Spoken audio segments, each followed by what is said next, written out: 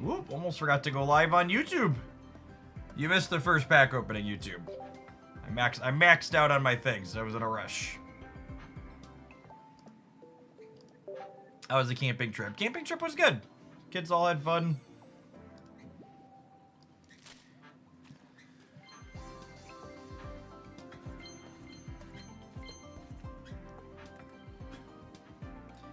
We're getting close to 2,500 pack points on this set.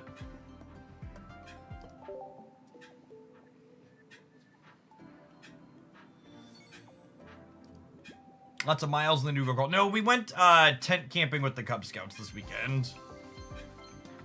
It's a little bit more work than going out to the regular camper.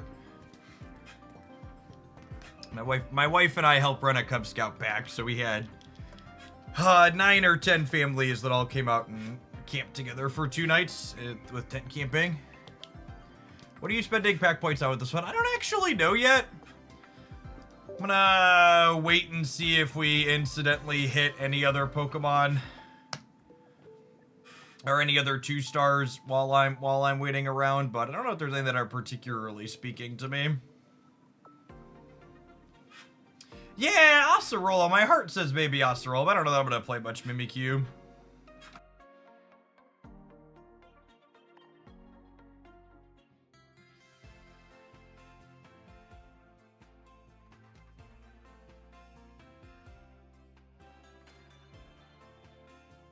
What's funny, I was thinking the YouTube chat was quiet this morning, and then I forgot the Pokemon YouTube chat was very bad on Friday, and we put them in member-only mode. I was like, did I go live over there?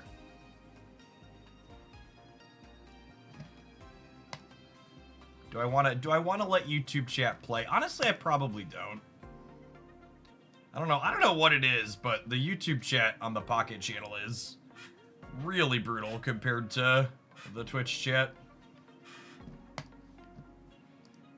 A lot more trolls and bad actors.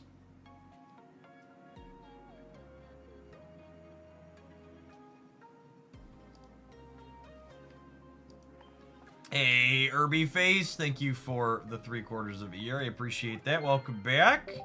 Superman coming in hot for the 34 months.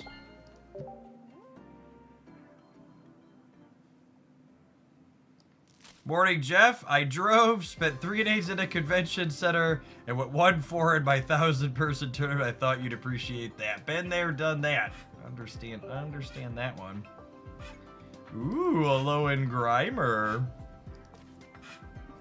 These promo packs take an actual eternity to open here. What are we cooking today? I think we're gonna play the Gengar deck and the Togekiss deck from the meta report. There wasn't enough new decks to cover to have separate meta report and new deck videos this week, so I decided to just kind of lump them all together for this morning's video.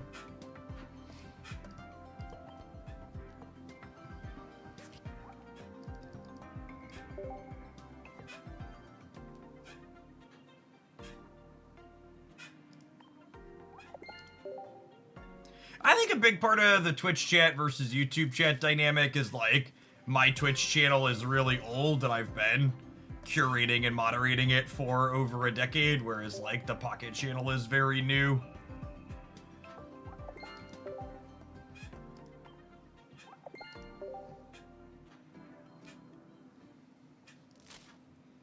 Morning, Hurricane. No, we're gonna play Snap today.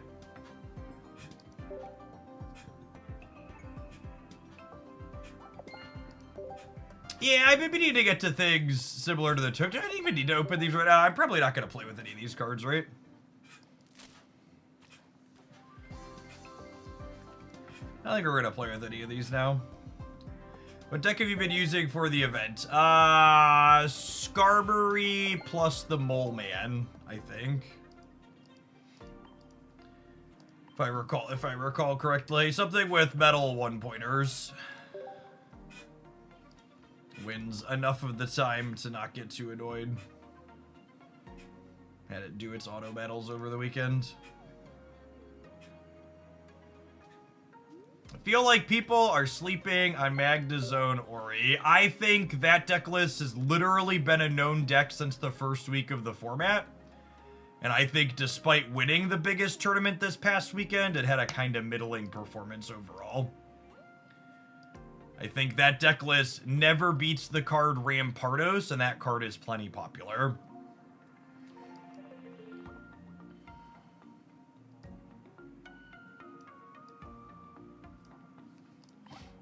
Alright, I think I want to start with Gengar this morning. Yeah, not being able to open all for the promo packs is up there with not being able to import and export deck codes for important features this game desperately lacks. Pandito, thanks for the 3/4 of a year. Every passing card pack, I lose more and more hope that we'll eventually get quality of life features in this game.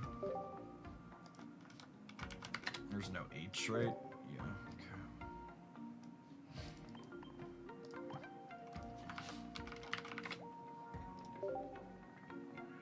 Oh, I want Gengar. We already did Hunter.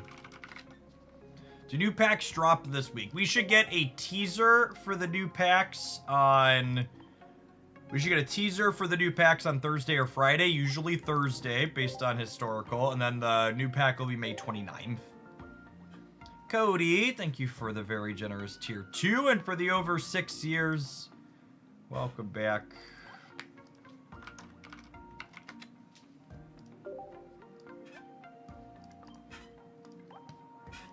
Quality of life features sounds like socialism. No, socialism is when the president of the United States dictates to one of the largest companies in the country that they should do price controls rather than raising prices to offset tariffs. That's socialism. Most anti-capitalist administration probably ever, honestly, in the United States. One True Bob, thanks for the 2.5 years. I appreciate that. Welcome back. Flare my boy this morning.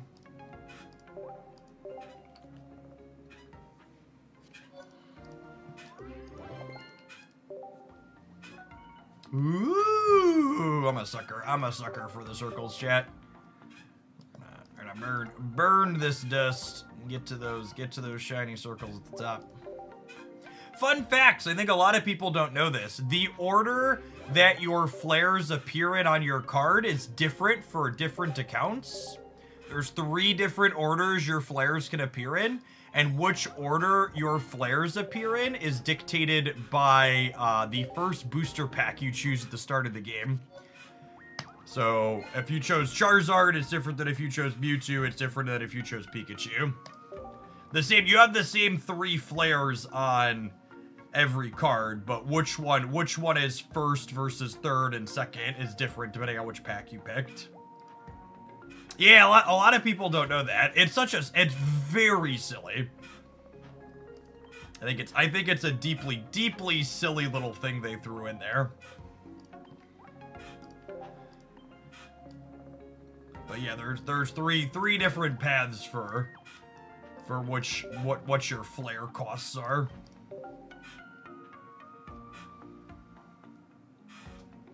It's because they expected people to trade for flares. Yeah, maybe.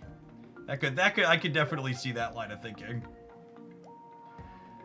What are the Gengar decks doing at the roundup this weekend? I should go cheat off of my homework here. Show me the Gengar deck. Alright, so we had 2 Pokeballs, obviously, 2 candies, 2 research. They're playing Guzma. They were playing an Iono. I actually don't know that I love Iono. Cyrus, Cape. They were playing a Lily. That sounds lovely. Then they had a red card, because obviously gamers love red card.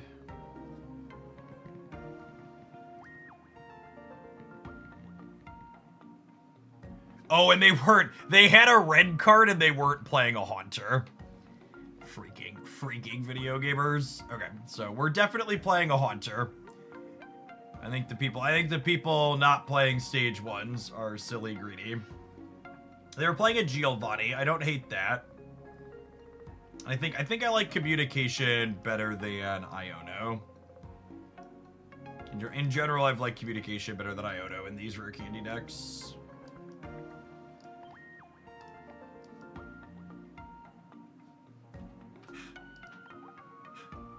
I dropped the red card, added a Haunter. Yeah, absolutely.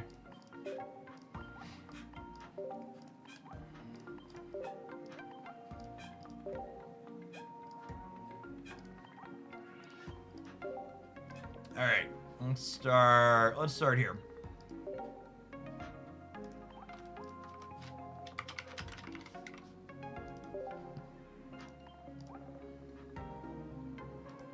Listen, chat, I've named the deck not Cope. And everybody knows I wouldn't be legally allowed to do that if the deck was Cope, so you all could trust.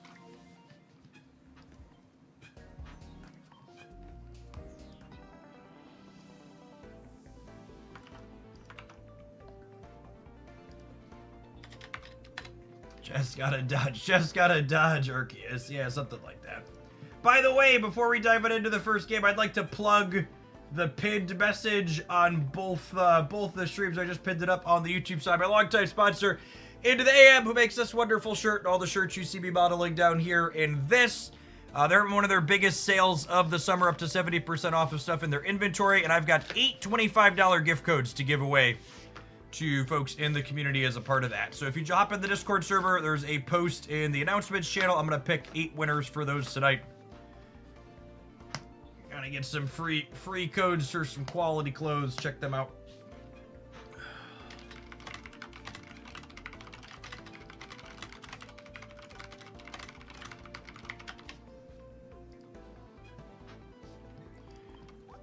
Where are we doing? Let's hop on in with Gengar, huh? If you've won before, you disqualify. No, you could definitely win again if I do it. I'll pick them randomly, so.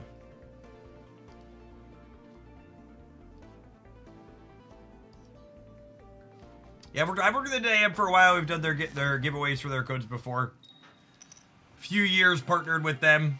Fun fact, in the years I've partnered with Into the AM, my codes generated over 26,000 USD in sales. Lots of community members have picked their stuff up. Well, this is excellent opening hand here. We've got Ghastly, we've got Gengar. They've got a Skarmory. We definitely want to giant cape the Ghastly here, because a number of these Skarmory decks are working in Giovanni in order to be able to clean out these 60 HP dorks in one shot. This is probably a tough matchup for our deck, if I had to venture a guess. If they have their Solgaleo quickly, because Tapu Lele is our secondary attacker, and she's notably very bad here. Gets cleaned in one shot and only does 40. Yeah.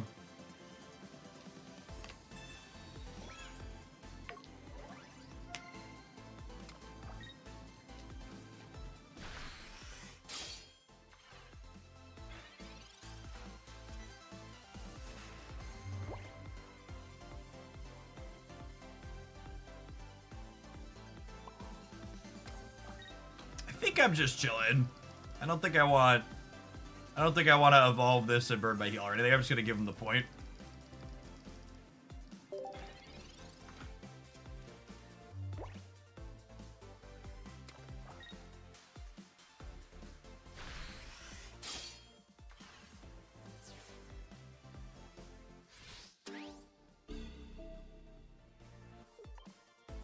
Alright, so our second candy doesn't do anything here because we've lost our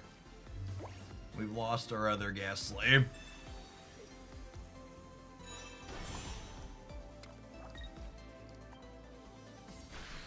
Let's see if they can brick a sleep flip here.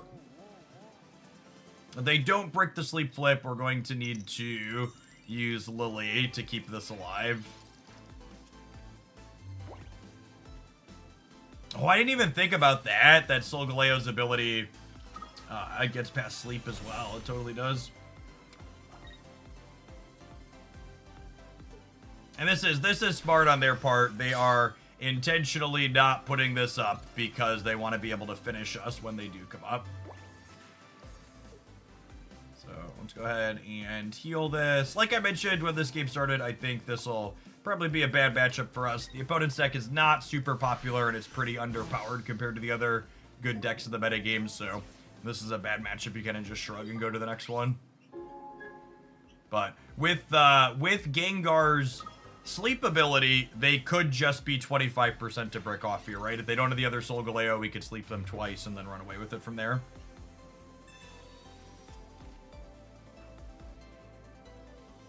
We will just be cooked to second big cat regardless of the flips because Rising Road lets them switch out something that slept.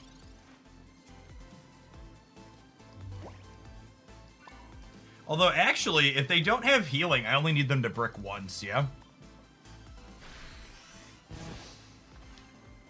Is the Oricorio gets to follow up? Alright. They could still have Candy second Leo Lion.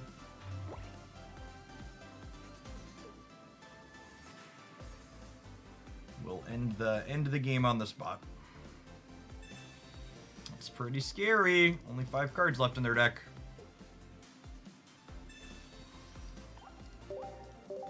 That's one of those ones where, you know, you just gotta move along. There's no, you don't want to consider changes to your deck or anything like that. Opponent had a good draw in a matchup that was good for them.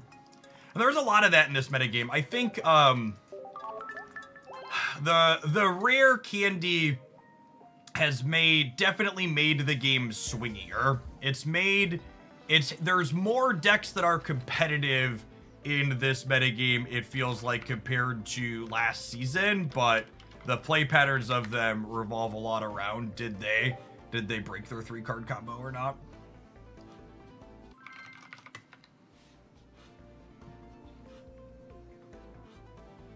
Can sleep stop Rising Road? It does not. Dictator, thank you for the 21 months. Appreciate that. Welcome back.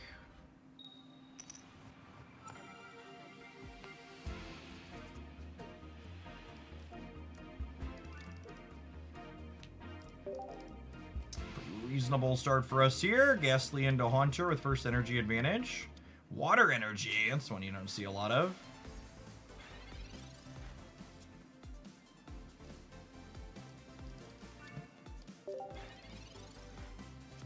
What if they're playing Pidgeot EX or the Castaway or whatever it's called? Drive Off. Drive Off is its ability. It's been so long since I've thought about that one.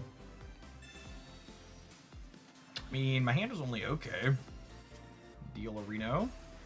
They wheeled me into a research. That sounds lovely. I will need a Cape, a Haunter, or a Candy plus a Gengar here. Look, there's my Haunter. Lovely. This is, again, you know, I've talked a lot about how I think it's pretty important that you have these stage ones in here. They had so much consistency to these decks to be able to hit that instead of having to have rare candy in stage 2 at the same time.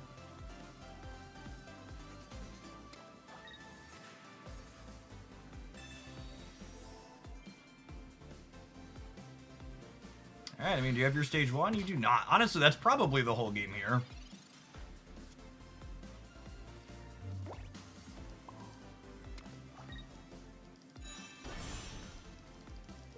Imagine for a moment, if you would, if their red card had been a Pokemon Communication or an Iono or some other way to add consistency to their deck instead of spending 1 card to, like, do basically nothing to my hand.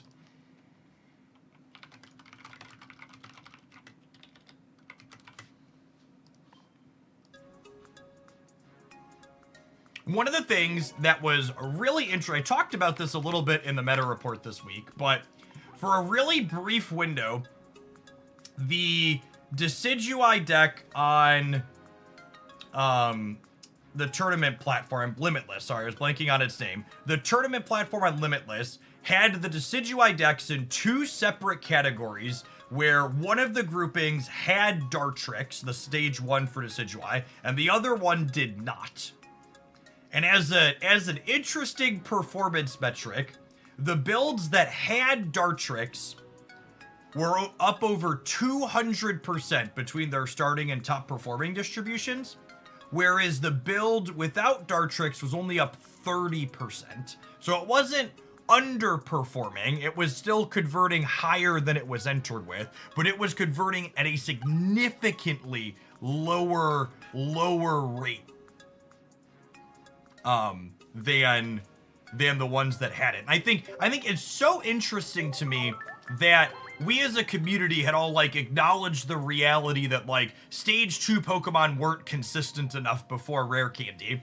And then when it's come to deck building this season, everyone's just cut the stage 1s for stage 2s, or for Rare Candies, which actually makes them a bit less consistent because you have to have the Rare Candy and the stage 2 simultaneously as opposed to being able to have one and then the next. And don't get me wrong, Rare Candy's good. It makes your best draws more powerful because you get to those stage 2s faster, but these decks are actually less consistent than they were before we had Rare Candy because people are cutting the stage 1s. The Valkyrie, thank you for the brand new Prime, I appreciate it. Are there any good Lunala decks right now? Nothing that's being played consistently, no. There's a few that have spiked offhand things. You check the new deck roundup for last week for a Lunala deck.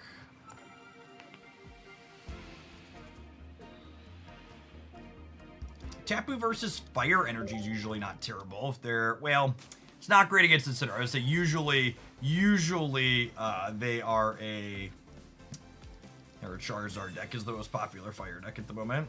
All right, Oricorio. This is a 66% to be a baby ghost, which is who we are looking for. Lovely.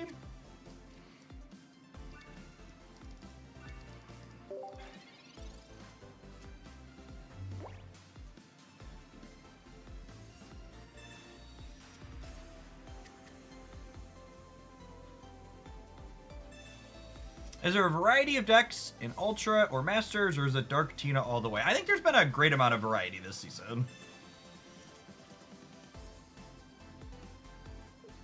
You gotta understand, there aren't really significant prizes for playing inside of ranked ladders in these games don't have meaningful prizes. Like if you finish number 1 in this game, you get $1 more worth of in-game currency versus like finishing just regular Masters.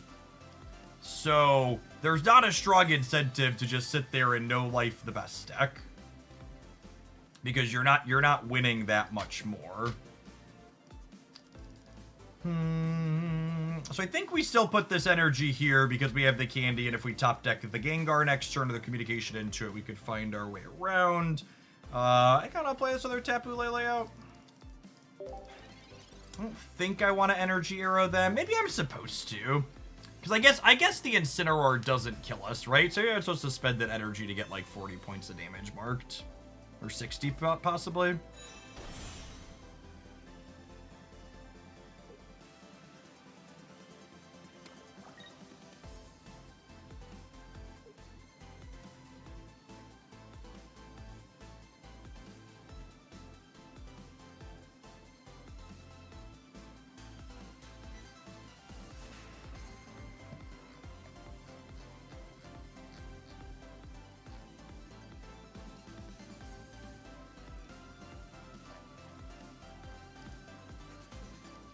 I thought I finished all the viewer decks we had last week. You'll have to forgive me. What was yours?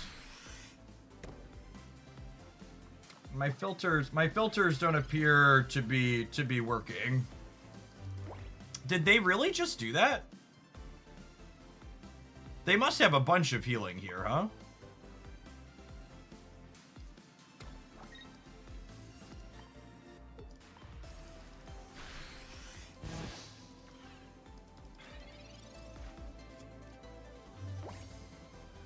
Let's pick a deck from the beta in mind. We played Hella, Ben. Yeah, we absolutely played that. We played the Hella deck at the end of the stream.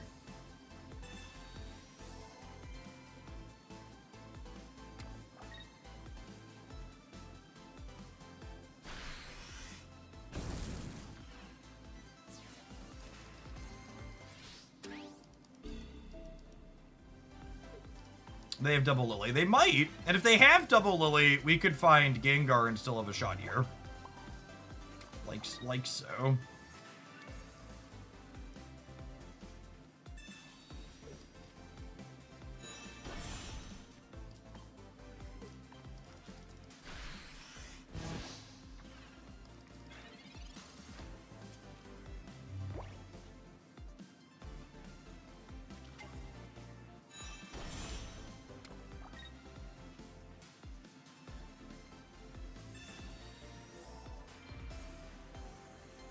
Potion's unfortunate. Potion instead of Cape means my Guzma doesn't do it. Obviously should be playing red. I need them to... I need to draw my Cape or I need them to brick on a sleep flip now. Unlucky. Alright, still 50% to be in it here, thanks to Gengar always giving us a shot. Okie doke. And then with the Cyrus here, they need to find candy plus a thing for this one, or they're cooked.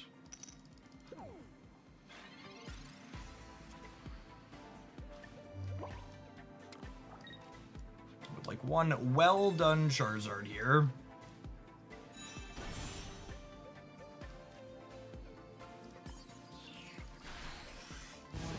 Oh, I suppose if they find candy plus the evolution here, this has damage marked on it, so it actually kills the Gengar. It does 140, so we need to hope they don't draw exactly second candy plus their Incineroar.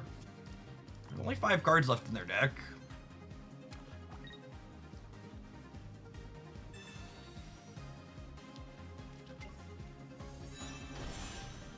Oh, this game's been very frustrating the last week.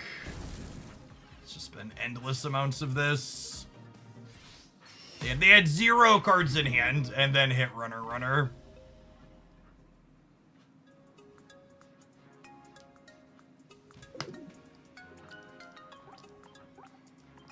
After having rare candy for the Charizard into Lily Potion. Alright, I have an advert. We'll do some more of this, I guess, when we get back.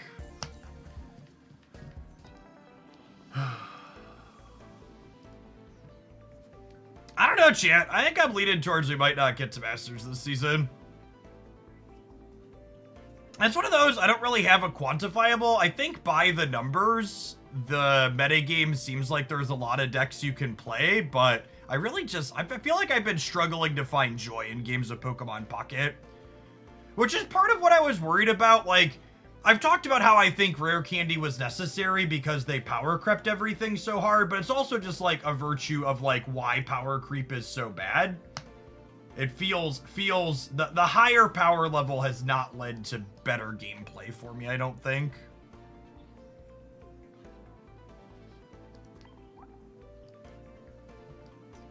It's like, well, my opponent assembled their 3-card combo twice while also having a bunch of healing. And I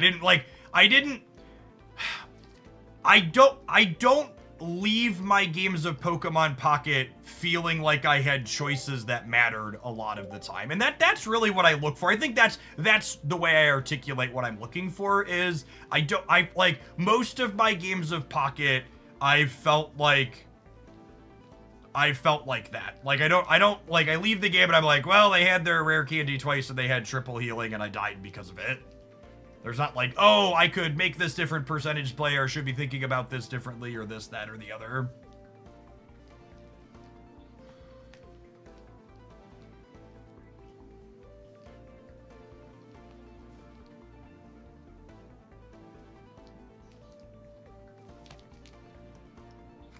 I'll be curious to see how it goes. One thing, and this is honestly, people talk about how this game, I've heard a lot of people talk about how this game needs esports to drive interest in it. And I actually think we have some data now that really shows esports and bigger prize pools don't really impact things that much. We had the largest Pokemon Pocket tournament ever this past weekend. And what's that? I want to get the exact number here. We had the largest Pokemon Pocket tournament ever this past weekend. It had a $10,000 prize pool.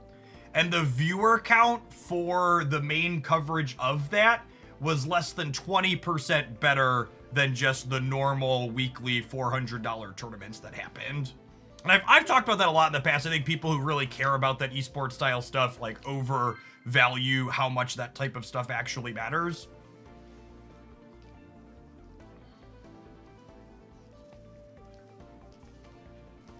Did you and Spraggles hold a tournament for this at release? We did not. I think it's pretty unlikely that we host tournaments again.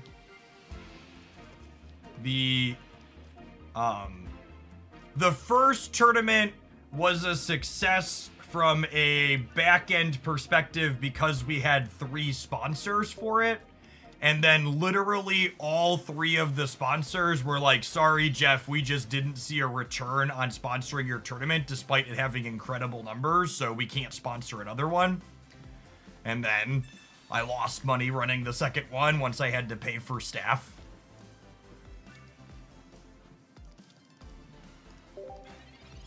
And the losing money is also on top of it taking a ton of work on my part too, right? Like running a tournament the way that we run it with the high quality coverage is a lot of effort, not only for me and Spraggles, but also like for my wife who's managing the tournament on the back end too.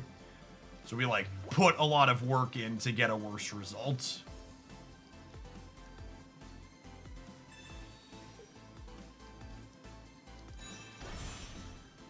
Oh, am I supposed to do this to play around Rampardos candy? God, probably. But I also just lose to Rampardos cart candy Lucario, so I think I'm gonna say no. I'm gonna hold it. Is that greedy? That's probably dumb. I'm gonna play around it. So they have to have 2 cards, or have to have 3 cards. They're just having 2. BTY-ish, thank you for the 56 months. I appreciate it. Welcome back.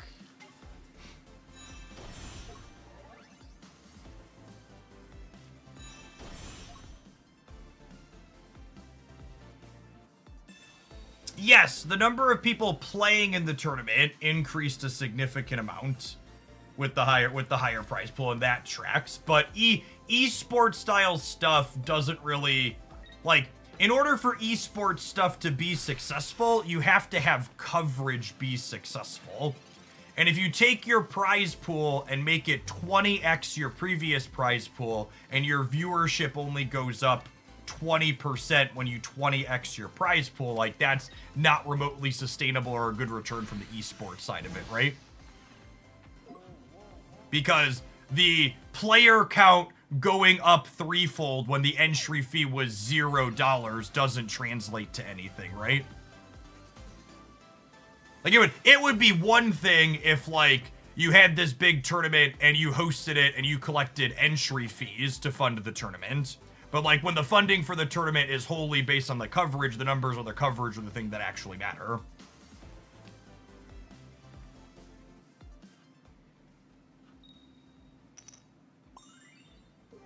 Alright, and this Gengar having a retreat cost of 1 looks real good for us here. Because what I get to do now is I get to swap this out and let Tapu Lele take the finishing blow here. So that way this doesn't get cleared by a Rampardos, which is nice.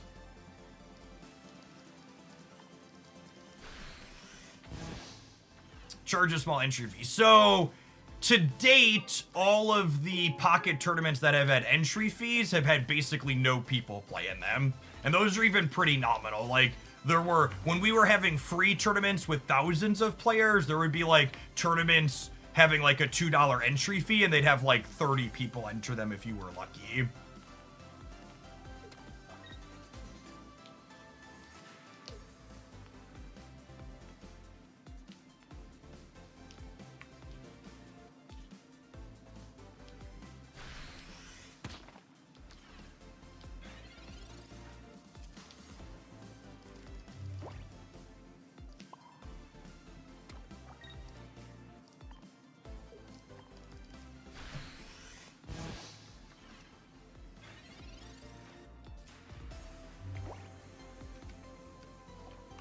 And I think part of that is because tournaments with paid entry fees are obviously incredibly successful in paper card games, both in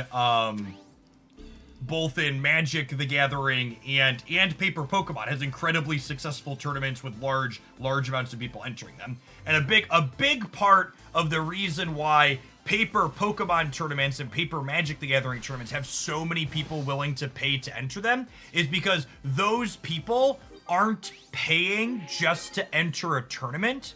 They are paying to participate in a thing at a convention they are going to.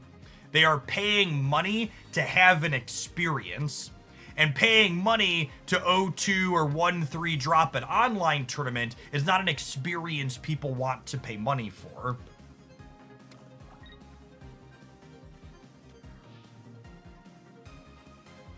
All right, and then they're cooked here with the Giovanni, right?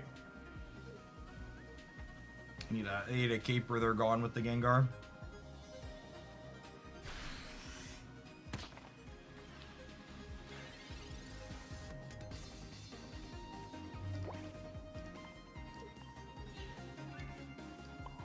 The man, the myth, the legend, the Gen 1 gym leader. Boop.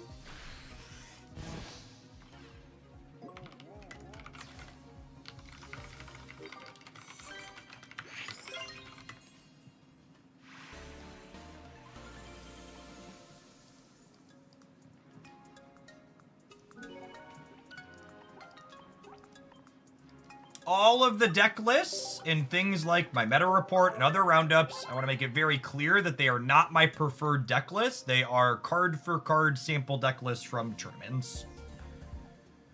That game had some choices, but my opponent also like bricked on their rare candy, right?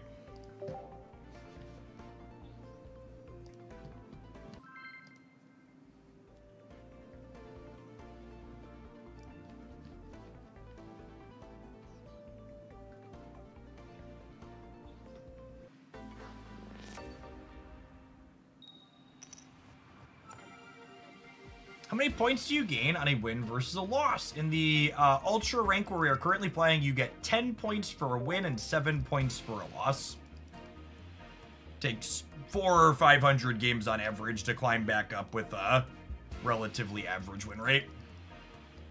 Which is mostly what we have on this channel because we're playing with somewhat mediocre off-meta decks as opposed to playing the stock good decks. Pokemon Pocket's ranked mode is objectively the most grindy rank mode I've ever experienced in any digital card game ever.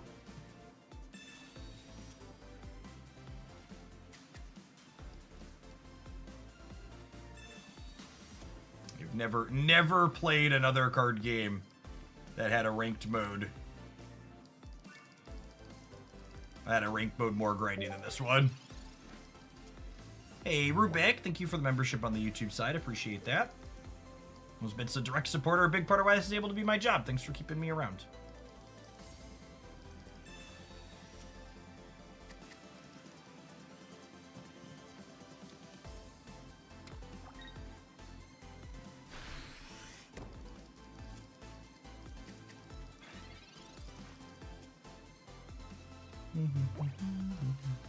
This is it. Super likely, but we're 1 in 3 to fish up a Haunter here, so we'll go for it.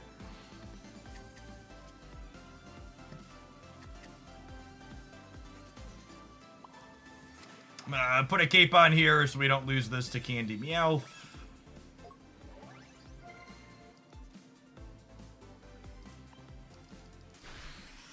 I don't think the rank design in Pokemon Pocket is at all related to how much I like or don't like the gameplay.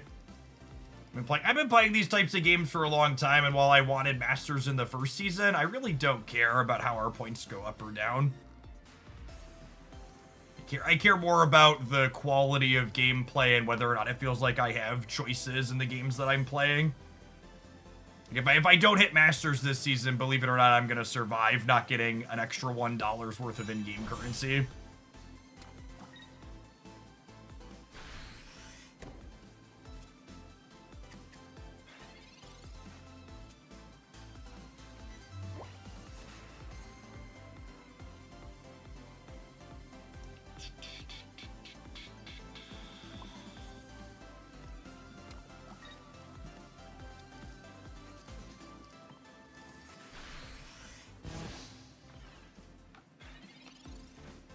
Our lack of both candy and stage 1s is very sad.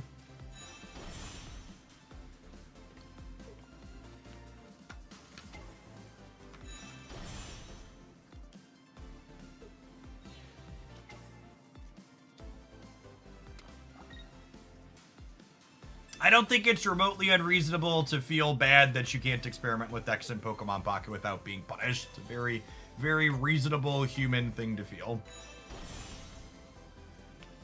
We are going to need a Gengar ASAP, and we're going to need some sleep flips to go our way, gamers. All right, there's step 1. We also don't necessarily know how many sleep flips we need to go our way because, what's the word I'm searching for? They almost assuredly have a bunch of healing. Some of these decks play like 2 Erica and 2 Lily. Is there any reason to Lily this turn? I don't think so, right? Because they can't hit us with this Pierce the Pain next turn because it doesn't have any energy on it, so can hold the Lily as a surprise. I guess a compelling reason to Lily is there's still a research in my deck, and if I research next turn, I can't Lily, but yeah.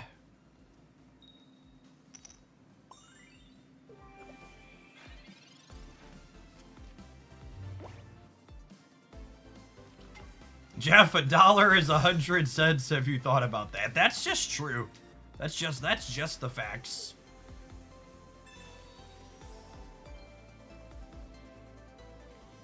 And this is a reason not to play the Lily, because when they leave the Meowscarada in here now, if I Lily next turn, this still dies to Pierce the Pain, right?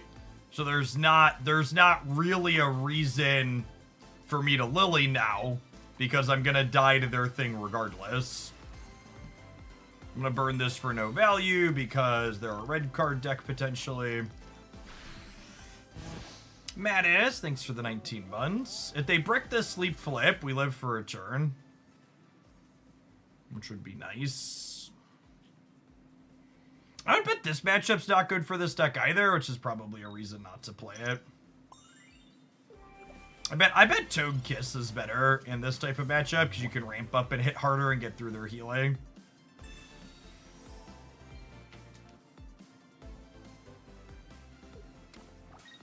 The number of people playing red card on 3-card hands is unbelievable. As someone who has taught introductory statistics class to human beings, that's not remotely unbelievable. Unfortunately, it is very believable.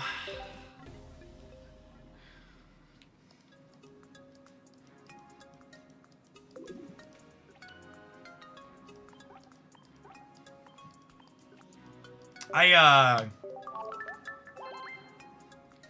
gonna refer to it as one of my first radicalization moments of realization. I was a teaching assistant during grad school, which means I helped teach undergrad classes while I was in grad school. And I was teaching a finite math class where one of the topics that we covered was how to calculate compound interest. And there were a number of college freshmen and sophomores in my finite math class I was helping teach that didn't understand how to compute compound interest.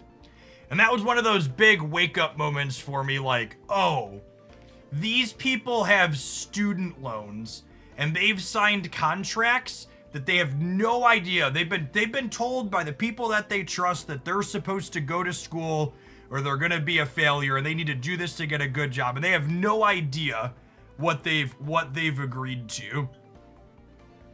And it's just like, what a just deeply predatory and awful system.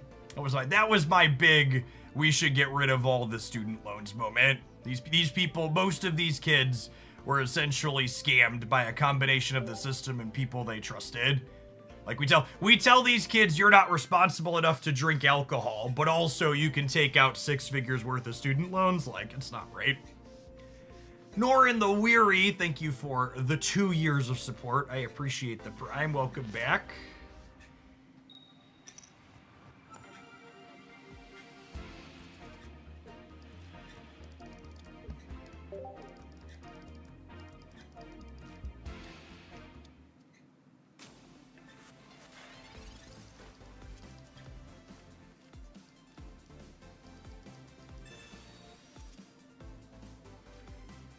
All right.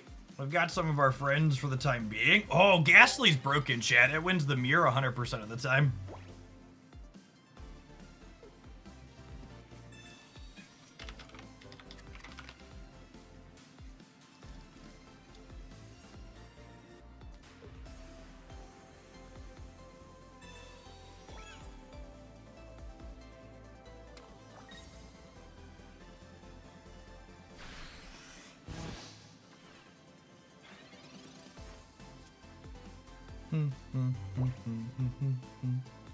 We just burn the rare candy into the Gengar ASAP. Just get out ahead of any shenanigans impacting our hand here. Cordoval, thanks for the over 2 years. Welcome back.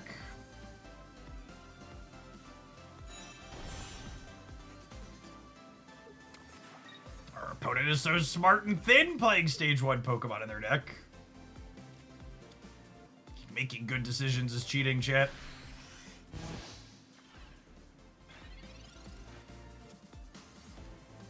I'm gonna need to put an energy on this Tapu Lele in order to retreat it anyways, so I think I might as well get a pop shot in this turn. I guess I technically am a little worse off if they like Candy into Gengar this turn, but I'm taking a 20-pointer on the back line seems fine here.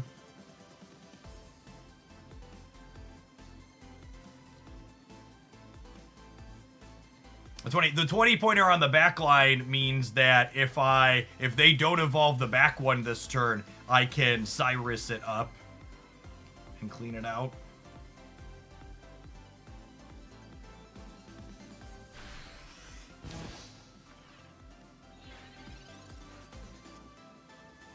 Opponent perhaps a little tilted that they're missing their thing and missed playing their energy there.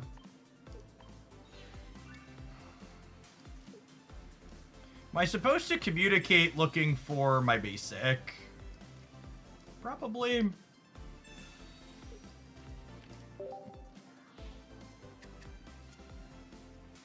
I guess this is punishment for playing the second Tapu Lele out. I should have held the Tapu Lele because I'm a communication deck.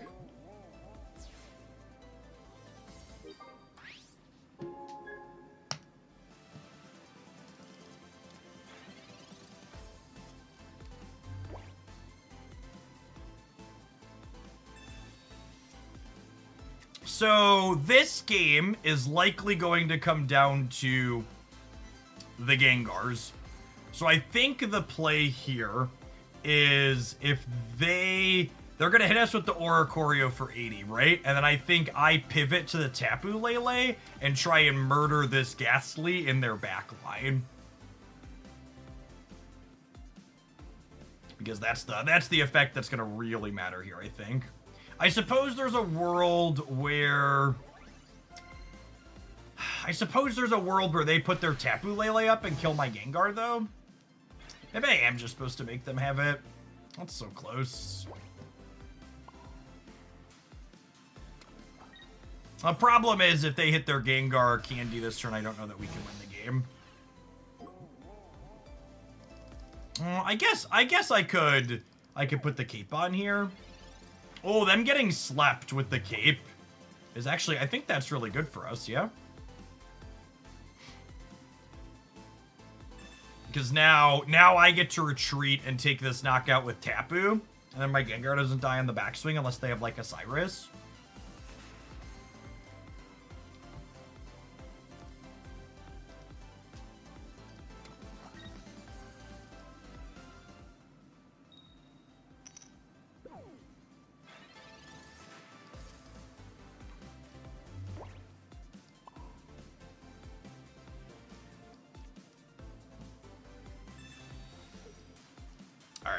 I think we're super good to go for. I'm gonna put a cape on this one just so their Cyrus doesn't even finish it out.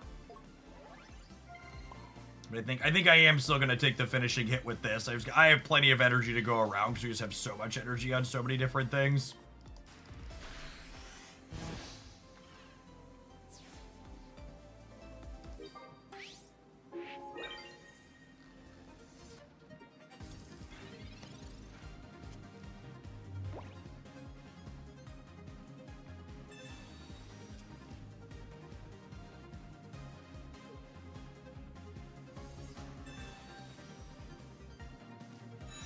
Alright, I mean, there are technically sleepy permutations here that allow my opponent to win the game. Which is one of the things this Gengar does, right? Like, it's kind of like Wigglytuff from a couple of seasons ago. It's the, so you're saying there's a chance type Pokemon? We could brick all of ours and they could hit all of theirs and we could end up going down.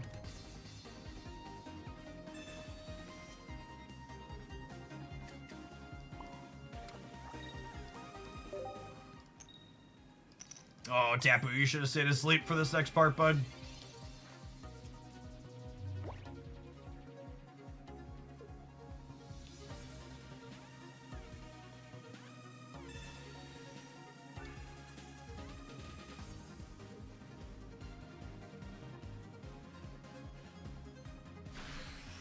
I feel like them using their Cyrus to not get a knockout is good for us. Unless they have a second.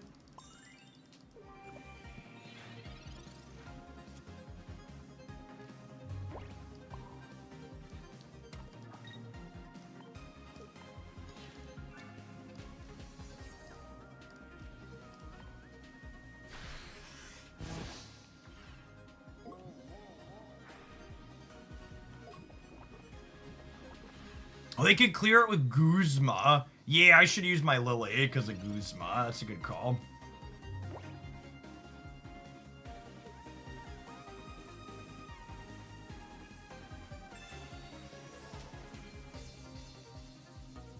It's a great shout.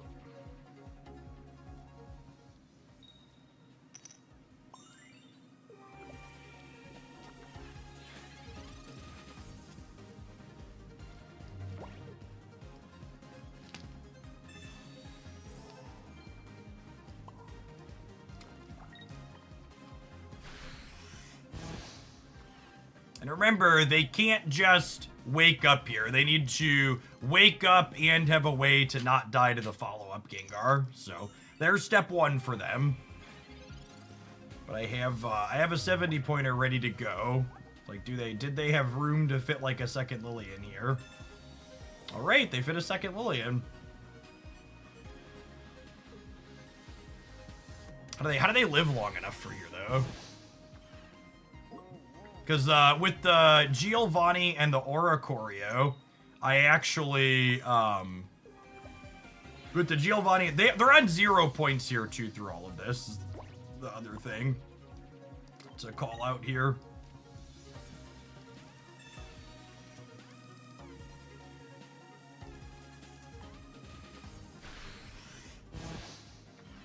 And if they put the Tapu Lele up and kill something, my Oricorio plus Giovanni actually finishes the Tapu in one shot. It does 80 plus 10. Yeah.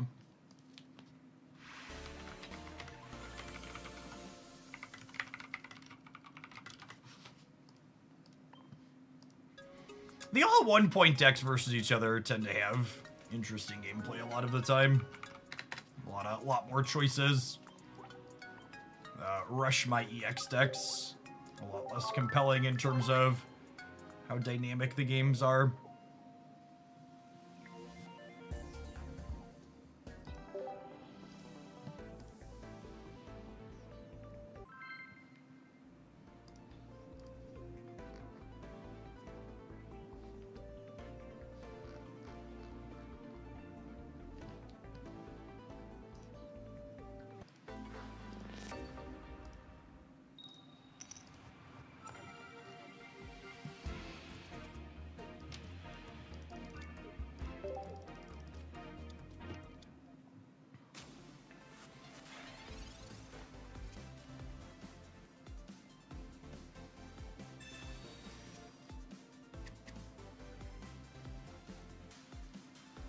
Seeing decks like this play out makes me miss the OG Pikachu deck. Damn you, Cyrus. That's an interesting thought to me, because while I know Cyrus was instrumental in pushing Pikachu out of the metagame initially, I'm not actually sure that even without Cyrus, that deck would be a thing right now.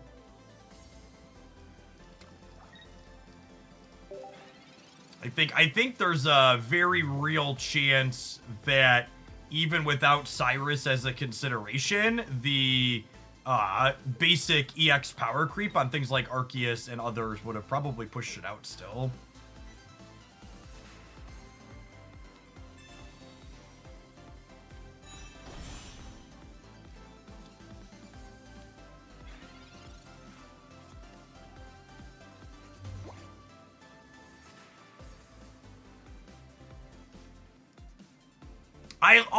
It's so, even a decade in, it makes me chuckle and roll my eyes when we queue into the same deck 2 games in a row, and then someone inevitably makes the comments like, "Oh, guess the ladder's all Gengar now. Jeff's playing Gengar and he played 2 mirrors." Oh, just the stark lack of object permanence is... Oh, it's so funny. The card games change, but the gamers very much remain.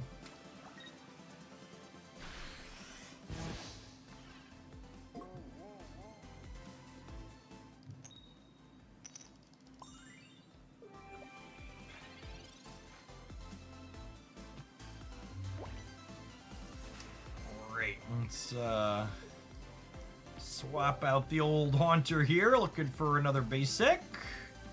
Tapu's not exactly what we're looking for, but it's better than finding a Gengar, I suppose.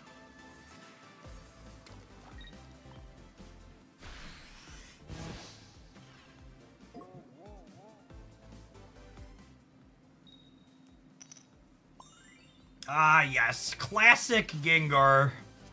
2 energy, textless attack. Joshington Bear, thank you for the 27 months. Welcome back. Appreciate it.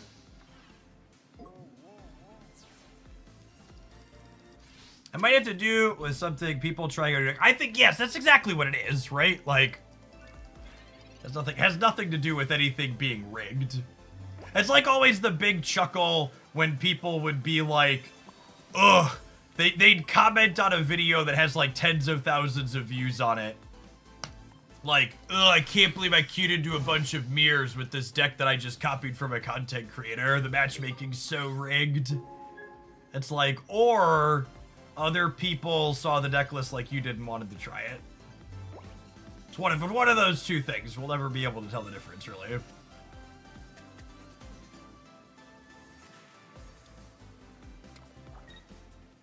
I think we're dead at this point.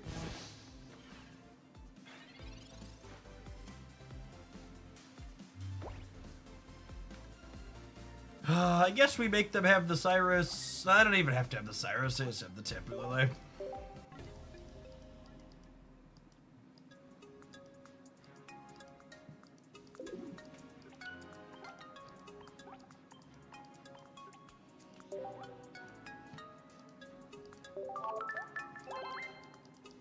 You know, I haven't looked at my stats this season. Am I under a 50% win rate? I bet we might be at this point. We've been shredding water in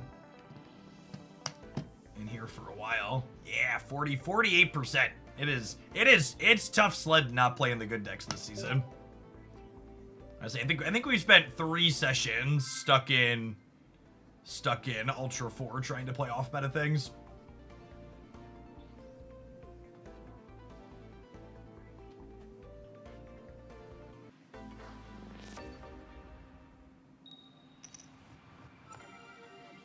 Cardboard Tech, thank you for the 5 years. Appreciate that. Welcome back.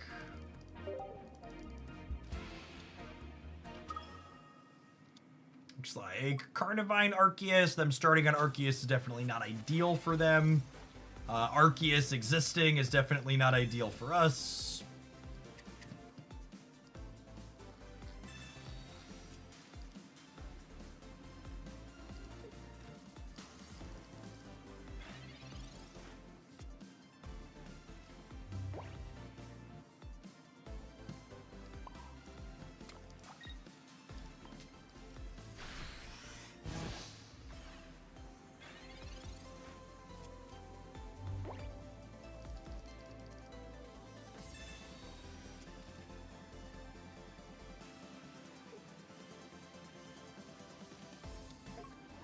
Yeah, we might get around to it for I don't know. The Gengar deck's doing fine. I think we're gonna do a full set with this.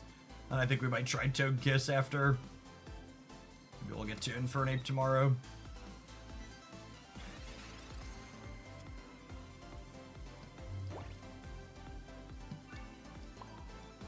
Our lack of both stage 1s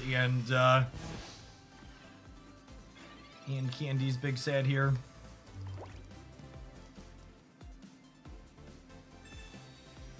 The Togekiss deck is basically the same deck we're playing now, only with Togekiss over Gengar. And you swap, like, the Giovanni for a Cynthia.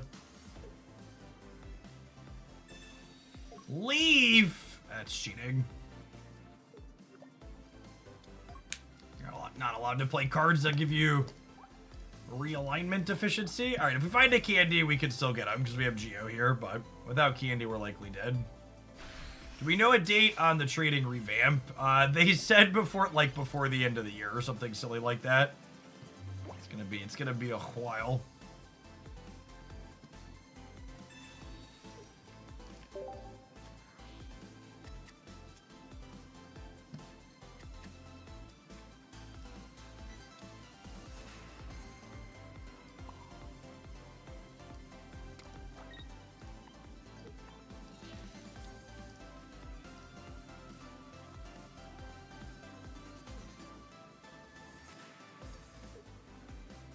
I'm gonna pull this back up front, I think.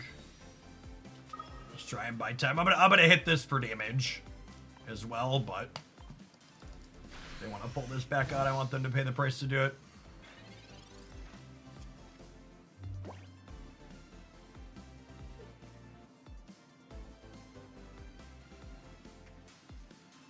Let's see if they have room for a second leaf and if they drew it.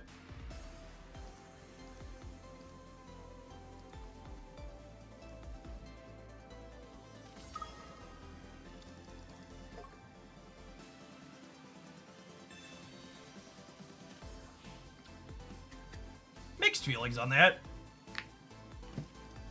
Oh yeah, I haven't played either research. It's gotta be good for us, yeah. They've played both researches.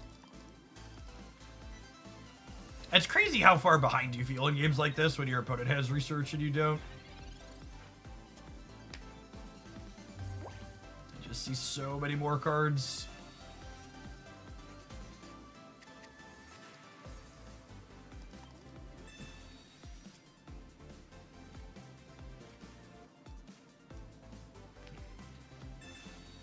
Do you think research is bad for the game? I think that's not a question that's really constructive or useful to talk about. I think it's a part of the game and it's not going anywhere.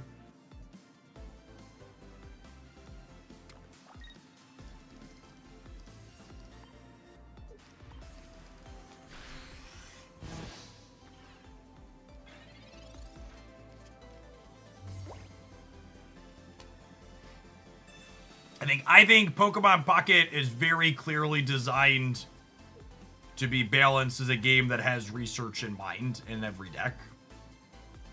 I think it's a card that makes games swingier because the person who has it has an advantage over the person that doesn't, but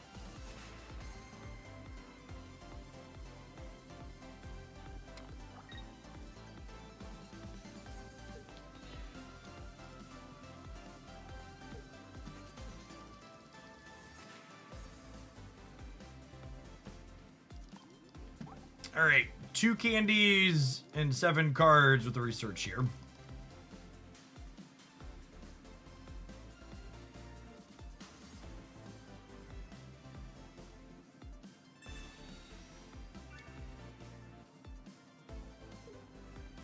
This is interesting to me because they took a point, but I get a point right back now. I suppose they just want to clear it out before I can evolve it, but I think this is okay for me, yeah?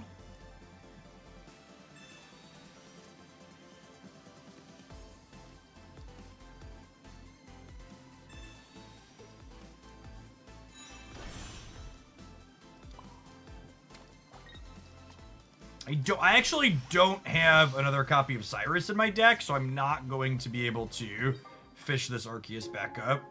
And there's no way they put more energy on it, so Tapu's not hitting it.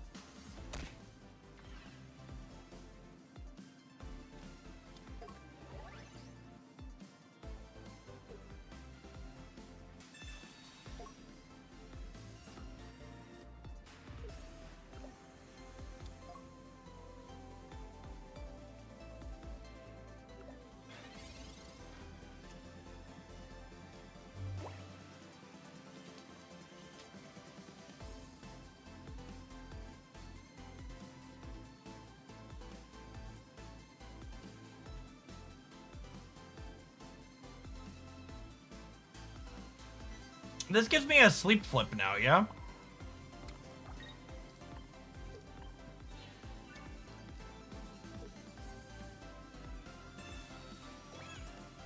No, I think my line to win here is they lose the sleep flip. And then if they lose the sleep flip, I can Lily the Cunning Link damage off, and then I have a full health Gengar. So obviously we lose when they win their sleep flip and are fortunate, but I don't think putting Tapu Lele up does anything, because I only put the Arceus to 100, and it being at 100 versus being at 140 is still the same breakpoints for me.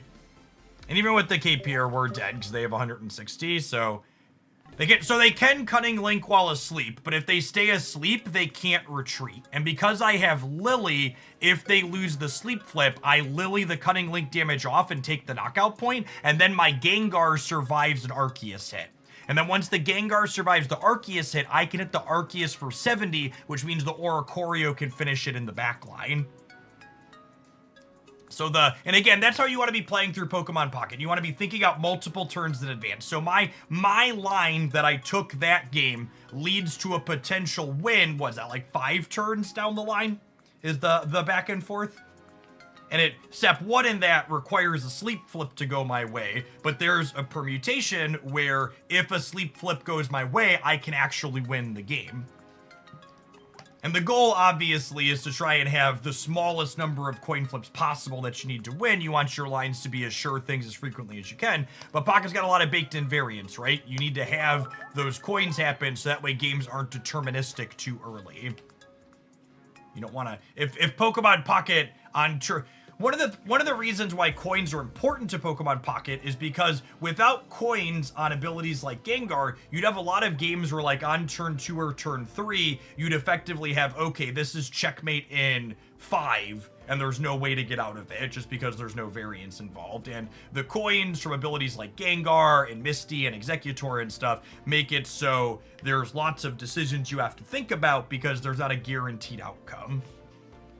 Speaking of guaranteed outcomes, chat, you're guaranteed to save some money on your shirts that Into the AM is selling at their discount this month for Memorial Day. Check them out using my link to get up to 70% off of things in their catalog. Use code HOGLANDY for a little bit of extra on the way out the door as well. I've also got $200 in Into the AM gift cards that I'm going to be giving away in my Discord server. Link to that is pinned above the chat. I'm going to pick those winners tonight before I go to bed. They make all the wonderful graphic t-shirts that you see me wearing all the time and that I'm modeling down below, as well as a whole bunch of other fantastic premium clothing. We're going to tap an ad roll here on the Twitch side, and when we get back, we're going to play some more Gengar. Appreciate everybody hanging out. Don't go anywhere.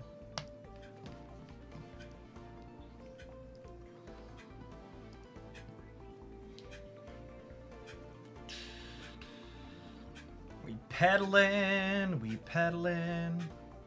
Does Magic use a coin for any of their variants? They do not. Magic the Gathering is the highest variance card game you'll ever play due to its built-in resource variance, so they don't put a ton of extra variance on the actual cards themselves. I did get new headphones. Yeah, my previous Bose QC45s were pushing 2.5 years old.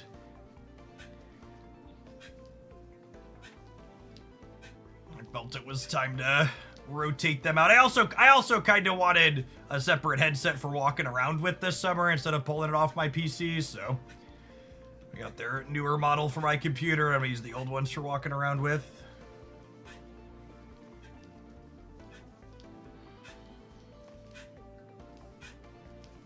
What kind did you get? I really loved my Bose QC45s, so these are... They got rid of their numbering scheme. They'd previously done 35 and then 45, and these are just called the Quiet Comforts. Their newest model in the same line.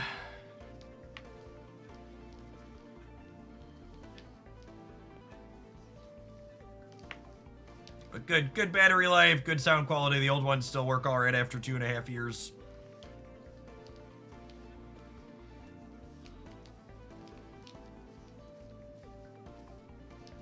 Actually, I actually need to replace the ear pads. As someone who wears his headset like 8 to 10 hours a day, I will say the cushions on the ear pads seem to tear open on me after about a year, but they were easy enough to replace the first time, so I gotta replace them again on my older headset.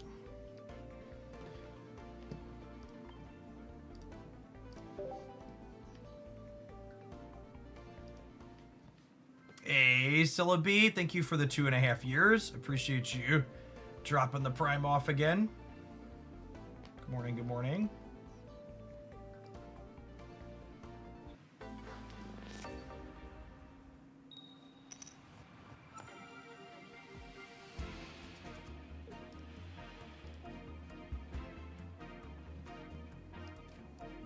You can tell I'm promoting the Discord server for giveaways today because I have people that are new spam bots in the Discord server trying to grift people.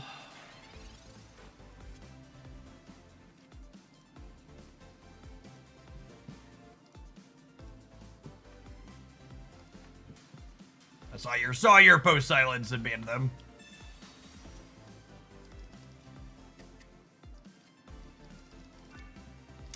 Lele is so lovely against Stokesard. 80 and 100 for 1 energy is pretty efficient.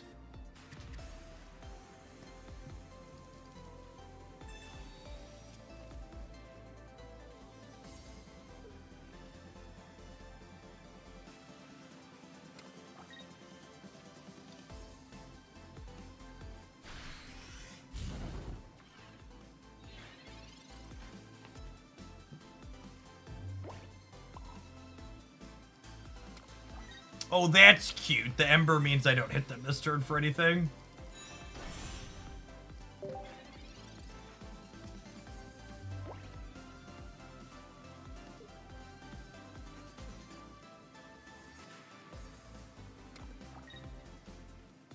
I mean, they could technically Ember us 3 times, yeah. They died to the Hypnoblast afterwards. That's technically a sequence they could take care of.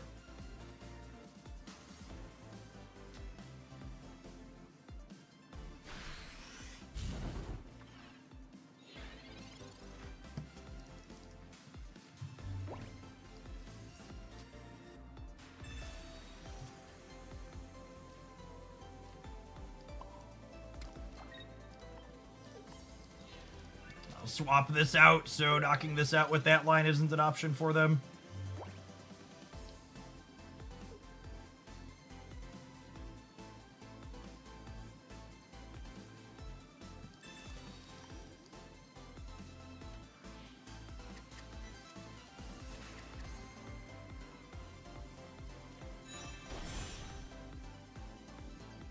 That's an interesting Charmeleon. Are they on Stokesard? They gotta be on Stokesard, yeah?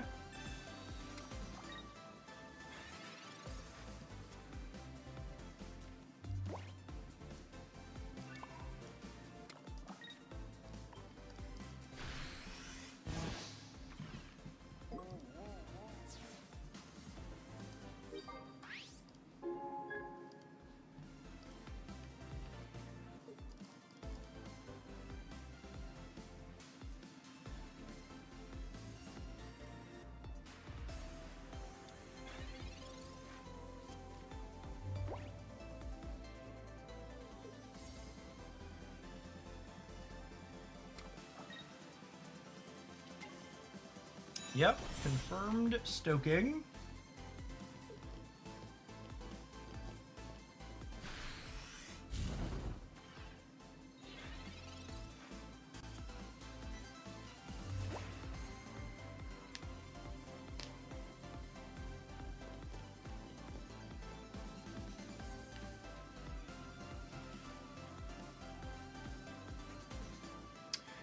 What do we think of tapping the Charizard and then pulling it in with Cyrus?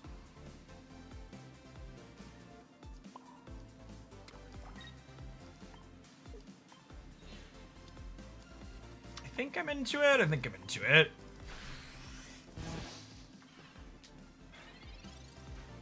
They could Lily here, is kind of punishing. I guess these decks often play Potion too.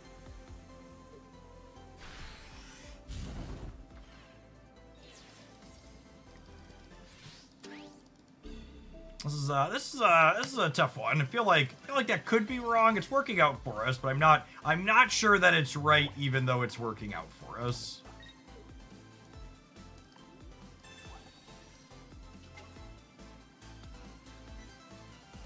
Do we want to grab want to go try and grab my, what's it called here? My basics. Nice. Because they can't retreat this turn without a copy of Leap for XP, which is pretty unlikely.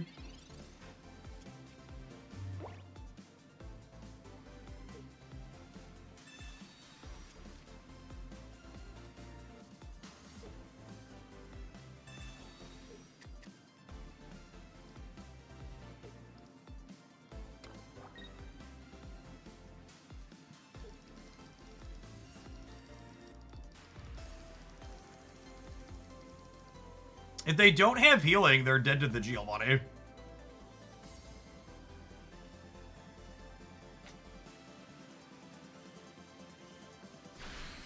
Cool. Worked out clean. This matchup's significantly easier when my opponent doesn't have Lily double potion, it would seem.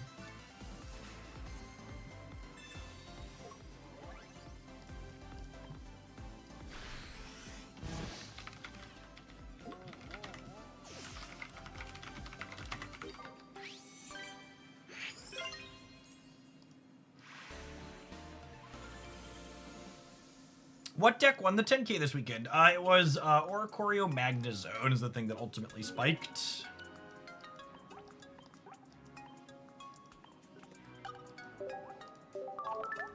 We really can say goodnight by sleep. Prince, sleep tight, buddy. Sleep tight, Mr. Charizard.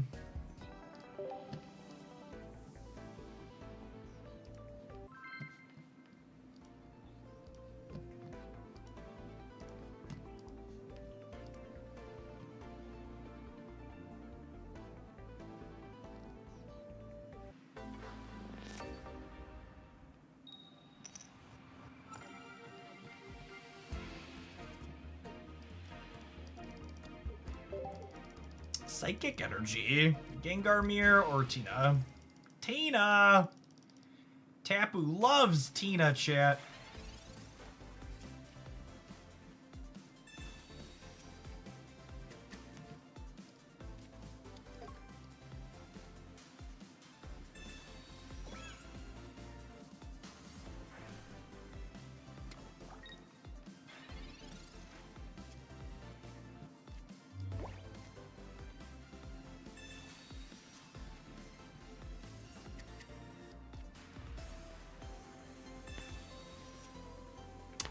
I think I'm happy to trade 20 for 20 here on the Tapu. If they murder me, it's probably going to be by a lot, so I think getting my chip shots in to pressure their healing early is ideal.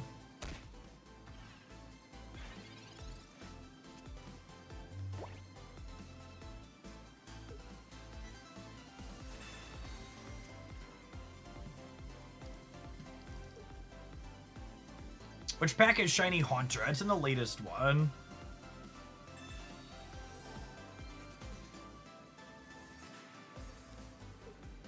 Well, they do have Lightning Energy. Interesting. Guzma is lovely.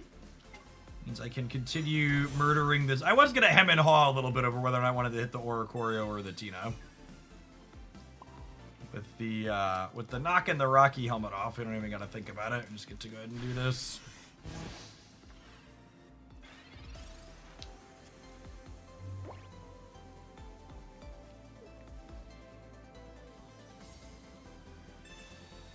Ooh, they're playing Leaf. That's not a name you hear very often these days.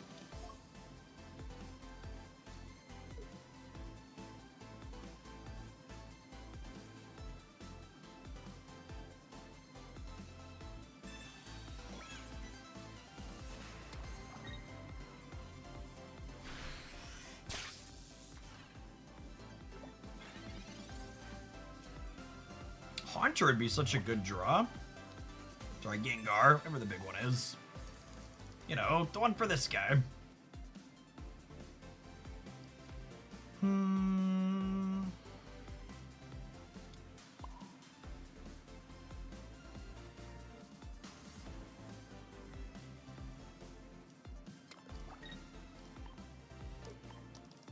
And then if they want to clear Tapu Lele with the Oricorio, our Oricorio clears theirs for 80.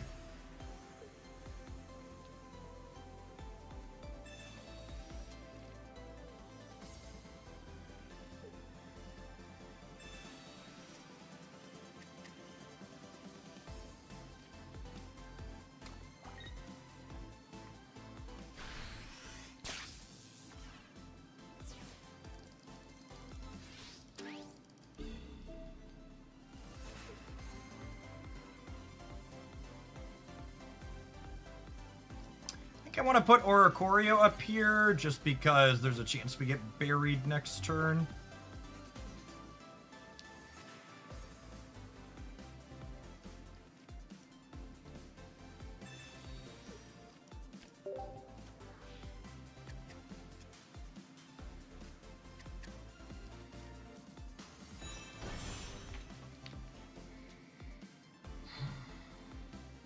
Do I...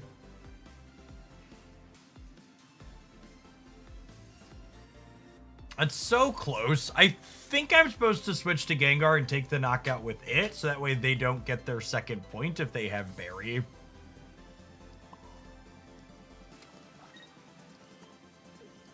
That's close, though.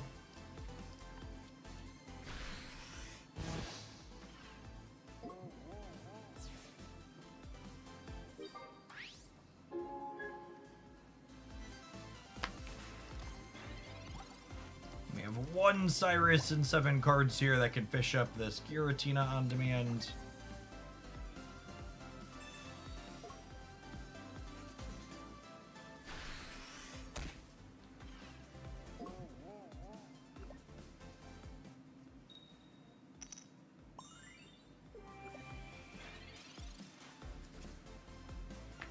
And then I think from here, we actually just, like, demand that they have second berry to stay in the game.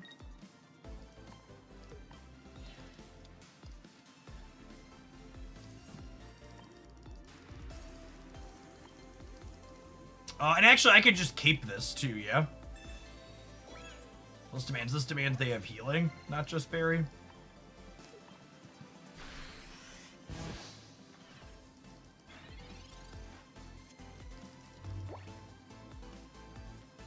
And they can't berry plus Guzma.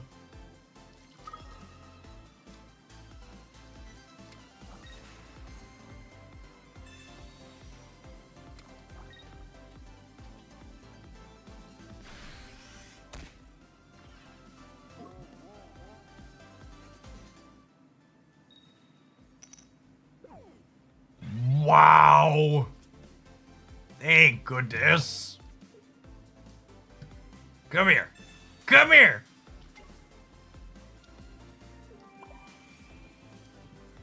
The Dawn! Saving the Giratina for a turn would have been so rude.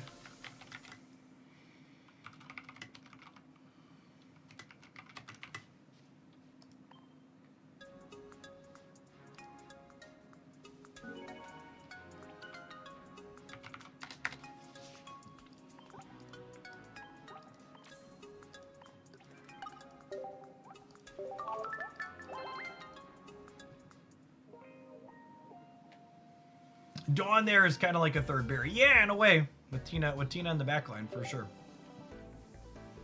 Very similar to extra copy of berry.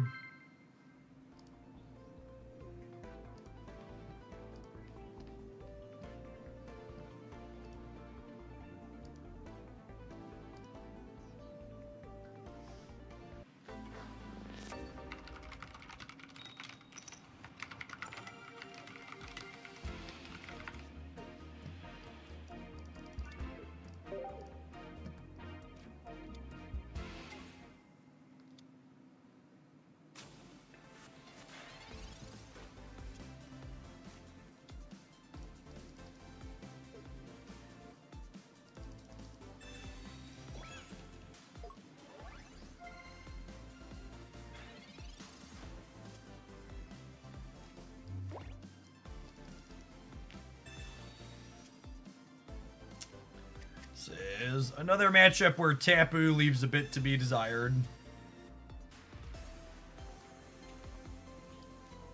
She is definitely staying in hand for the purposes of Pokemon communication. We don't want a Pokemon communication yet, because we can't, like, red card it or Mars, and if we draw another Pokemon that's not the one we're looking for, it makes us more likely to find the one we're looking for.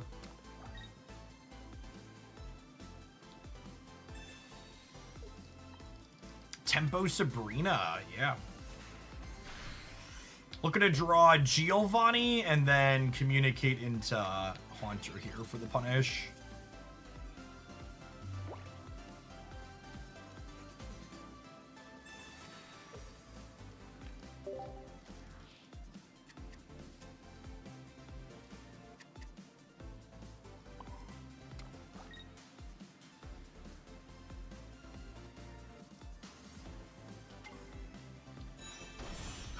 If I Will-O-Wisp, we die to their evolution, so I can't do that. But I am going to die to Candy Rampardos here. Hey, Jeff, do you think making change to the deck you are currently playing would be beneficial? No, I would make that change if I thought it would be beneficial.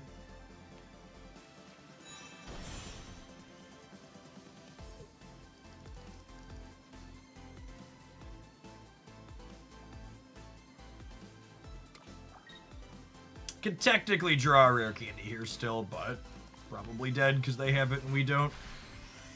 Yeah, I don't think Mew EX is very good in the current metagame, right? What is it good against?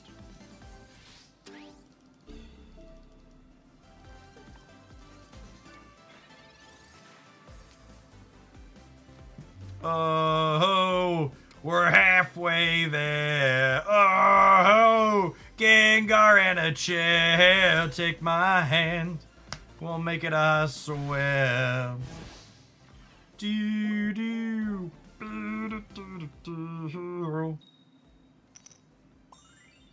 Unlucky.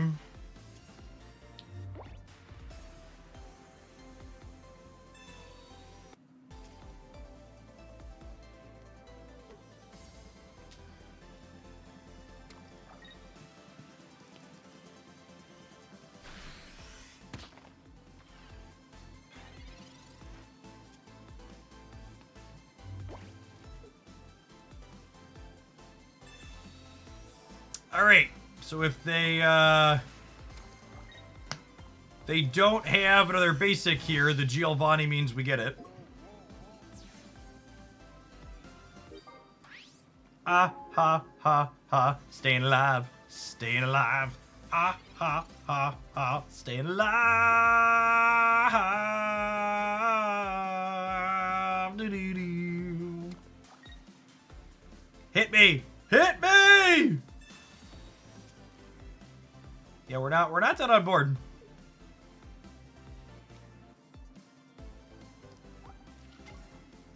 Rats. Rats. That means we're still not dead on board, though. I get to Giovanni here. And then this doesn't clear us, and they have to have the evolution to not die back. And Oricorio means we have a real shot here. Yeah, they can't hit for damage for a turn. All of our one of utility cards coming at opportune times this game.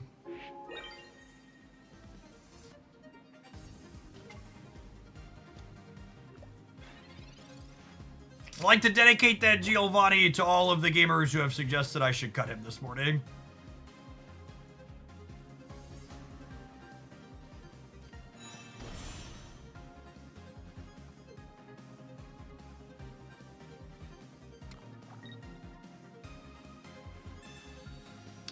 One of the things that's different about Giovanni today than we used to be is previously you used to play Giovanni to hit really specific breakpoints in the metagame, like what's a good one?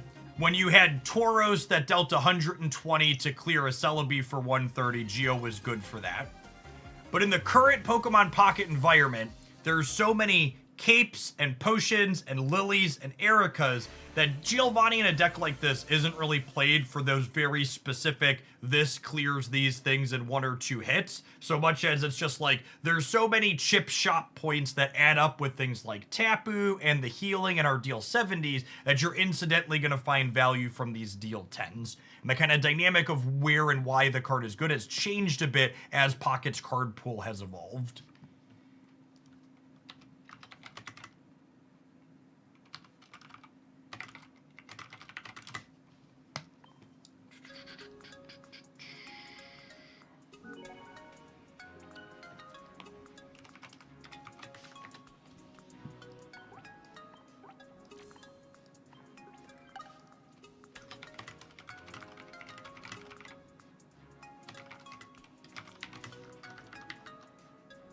How far from Masters are you? When does the season reset? The season resets in like 8 days, I think, or 9 days. We're like 60 points off, which could be an hour or it could be 40 hours. You just really don't know. When does it end? Is that in here? Oh, it ends on the 26th. Oh, I forget that the ranked seasons in this game don't go up until the next ranked season. They have like a 3-day gap so they can count the results by hand or something.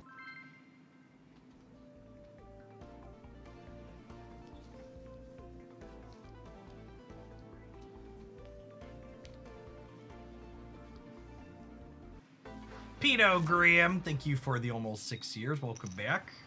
Good morning, good morning.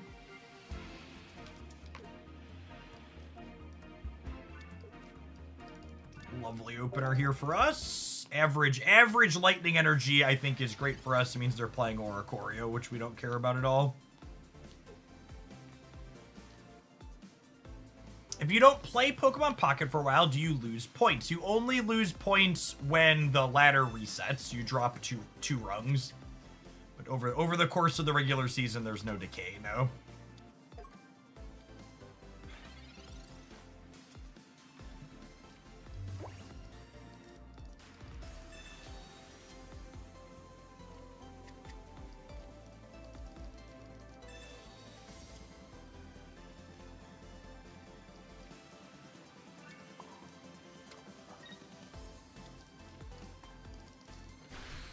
Solid opener for us.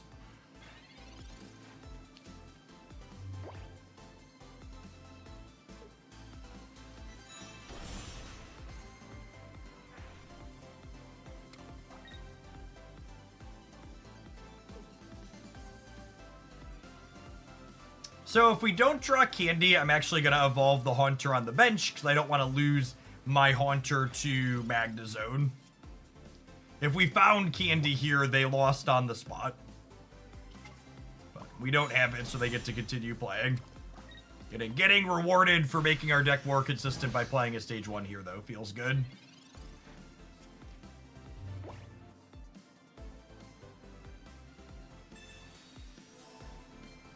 Using the Pokemon Center. Do they have another Pokemon Center, lady? I feel like you really want to hold that against a deck that's going to sleep you.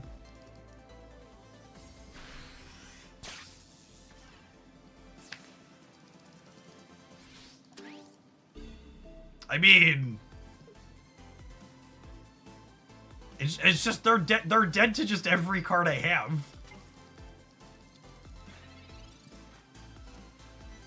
Like they're dead to 2 of the 3 things on my bench, and yeah, okay. They're also dead to this.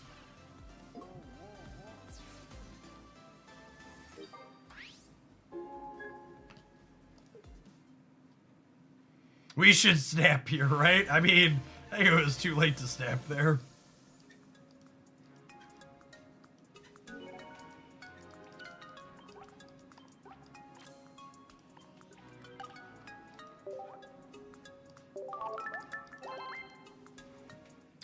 Yeah, would have definitely been a boomer snap.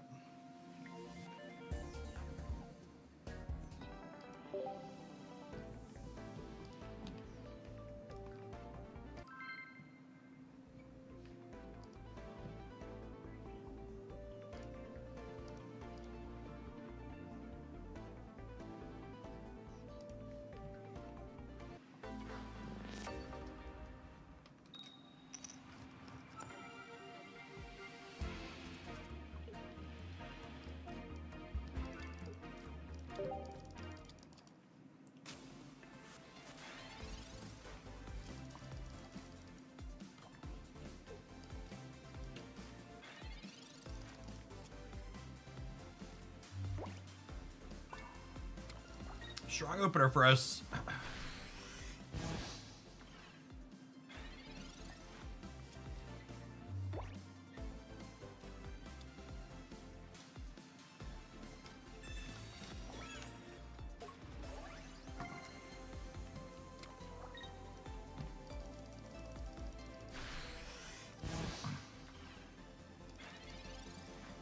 I think this is just, we're just mostly not playing a game and you're run over. Draw you. I think I chill on Tapu Lele so that way if I draw communication I could try and swap it out for pieces to another Gengar.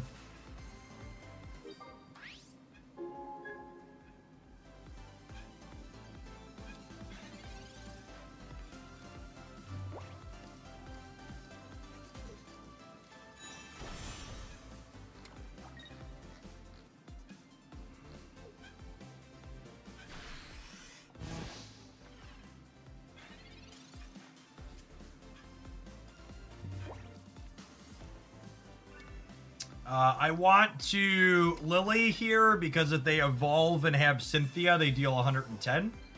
Just want to nip that line in the bud if possible. The sleep flip doesn't matter here if they have their stage 2, which is likely. But they need their stage 2 plus a way to heal it, right? So it only has 140. And Cape's not good enough. We've got Mr. Guzma in hand, ready to wreck him. They need a Lily here.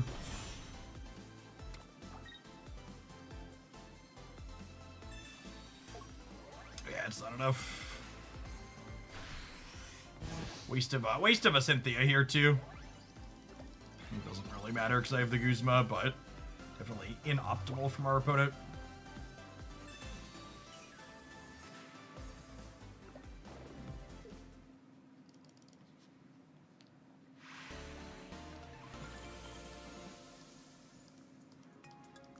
Didn't really outplay anyone there. We simply had a better hand.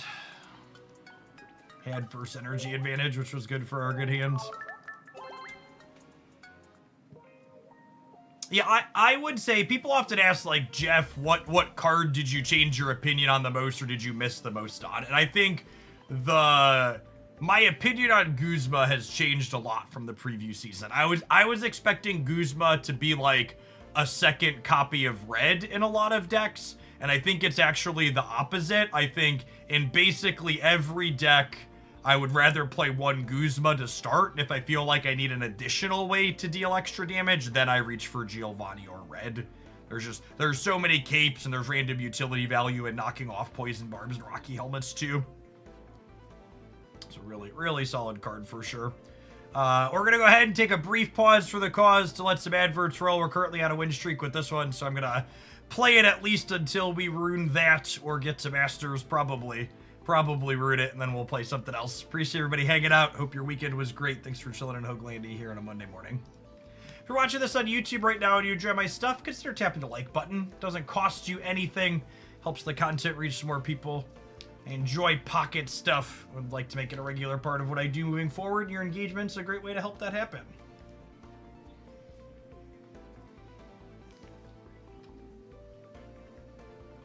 Good thing I got 2 immersive Guzmas. I haven't been playing 2 of him in much of anything, but the first copy has a lot of value, I think. Oh. Tell me I have to keep pedaling, chat. My body is very sore. I swam like 30 laps yesterday. I don't want to. We're gonna do the cardio, right? We're gonna do the cardio? I can do the cardio. Can pedal for another 45 minutes. My goal is there 45 minutes before lunch. Just do it! How am I today? I'm doing pretty well, Tim. Life's alright. My personal sphere is pretty good. My 4-year-old has become completely engrossed in Yoshi's Crafted World, which is great. It was one of my boys' first games too, many years ago, but they didn't really get into it until they were like 5 or 6, and she's 4. Definitely picked it up a lot earlier than they did.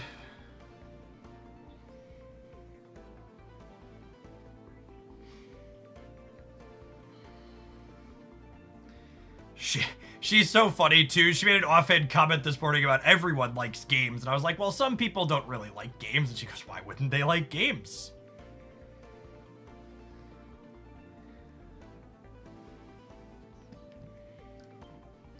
She was very, very confused. She goes, well, kids all like games. I was like, yeah, the kids are all right.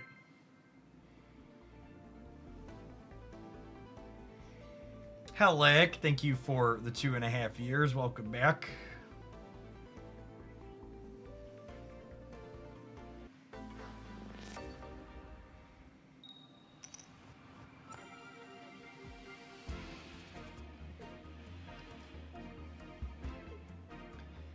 Yeah, we've been, my wife and I both play Genshin Impact, and we co-op together periodically for, like, some bosses and dungeons, and Haley's been doing the some Genshin co-op together. I'm really, really impressed. Like, Yoshi's Crafted World, like, takes some mechanics, but it's mostly 2D, but her ability to navigate the fully 3D world in Genshin is definitely above where her brothers were at her age. Skizzer, thank you for the over 2 years. Welcome back.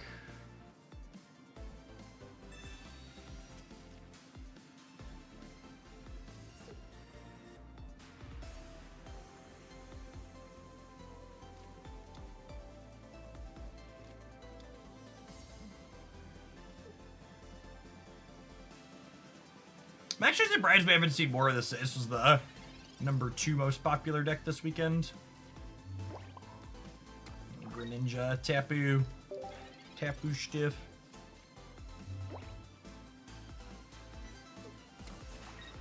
Greninja, Tapu Tina. Fair, honestly. Is Yoshi's Crafted World good as an adult? Or is it fully targeted as kids? Yeah, I think it's a genuinely good platforming game.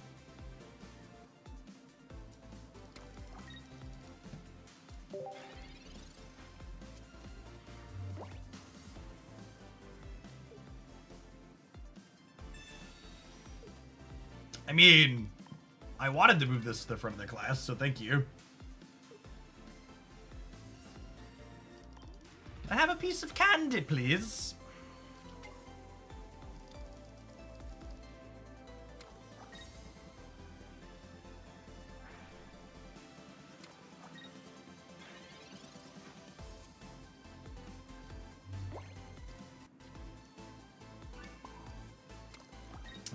With the Tina entering the fray, we just start murdering that, I think. Especially with Cyrus in hand loaded up.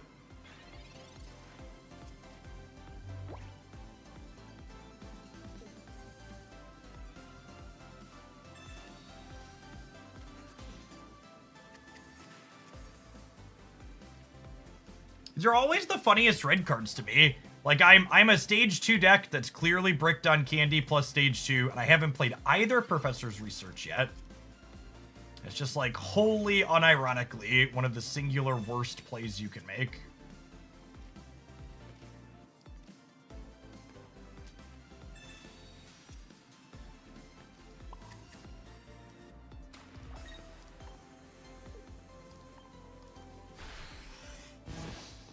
Maybe they felt bad for you because you were bricked. That's fair. It was a sympathy. Sympathy, what's it called?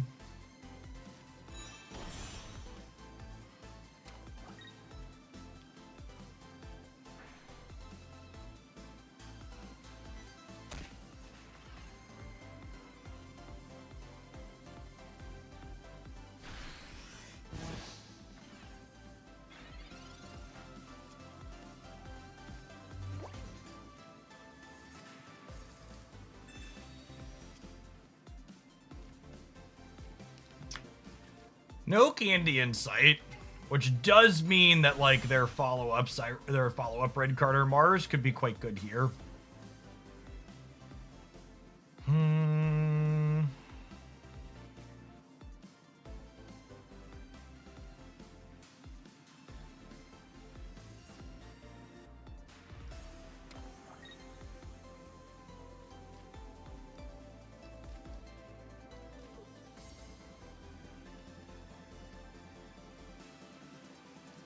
think I want to play the Cape out just to play around a second hand disruption card.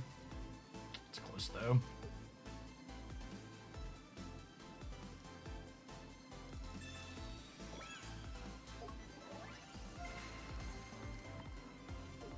Could be right to put it on the Oricorio here too.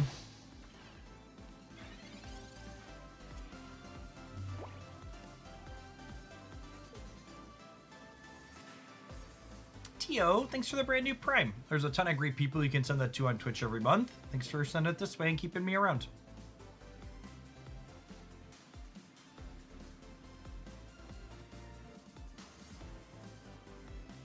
So they can clear my Tapu with the Greninja.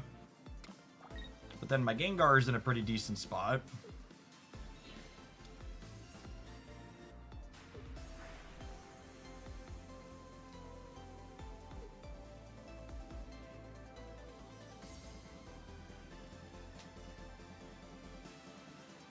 How do we feel about put the other Tapu out and clear the back Froakie in this spot? Or are they going to Cyrus my Oricorio? That's interesting.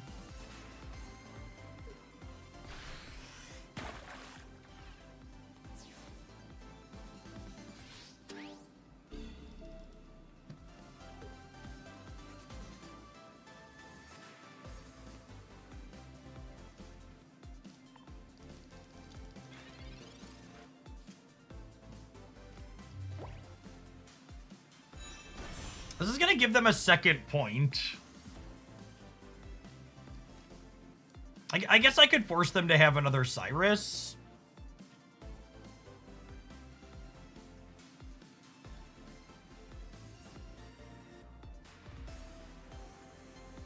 I'm trying to figure out if there's a way for me to end up winning without needing a Gengar Sleep Flip.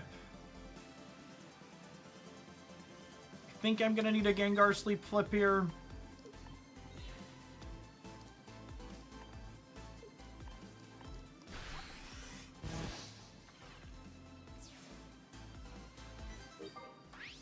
I think the plan from here is pull up the Tina and Hypnoblast it.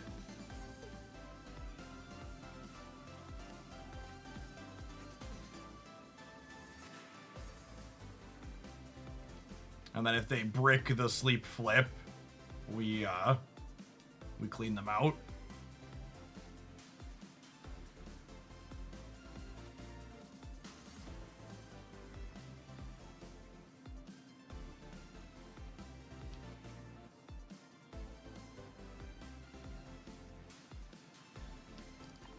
They're at 130, so we can beat 1 plus 20 with Geo. Pokemon Center Lady would obviously be devastating, though.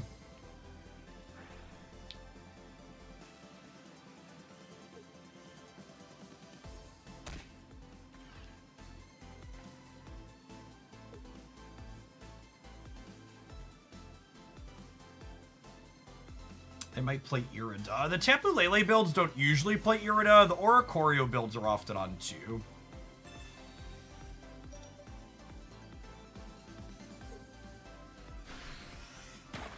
Okay, so we don't have to play around Cyrus anymore, which is nice.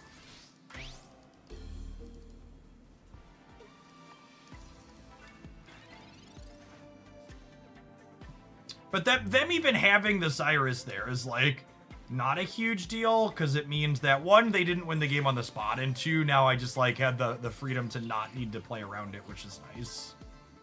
I do die to Sabrina from here, which there's, oh, not this turn, sorry, because they're not ready to attack yet. Maybe they just don't wake up and don't have Pokemon Center Lady, and then they're dead.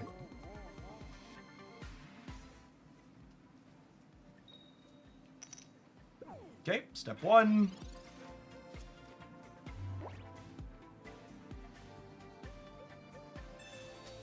That doesn't do it.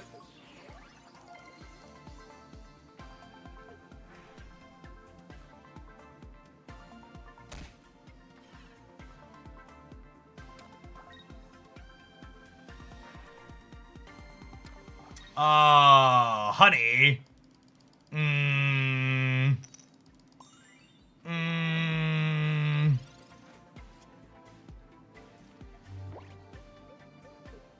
Opponent has realized their dead on board mistake here. Now, we have the Giovanni, so even if they didn't make the dead on board mistake, we were winning that, but very clearly a mishap by them.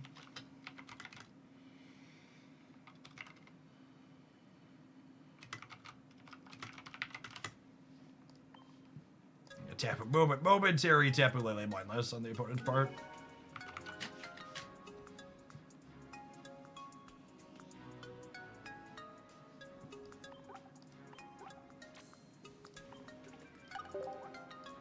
I think this is the closest we've been to Masters. Maybe we were this close once before.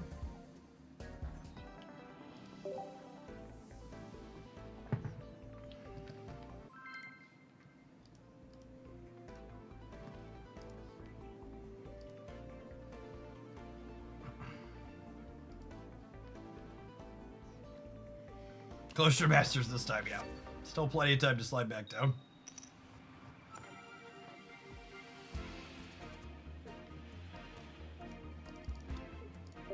Tapu's good against the average fire energy.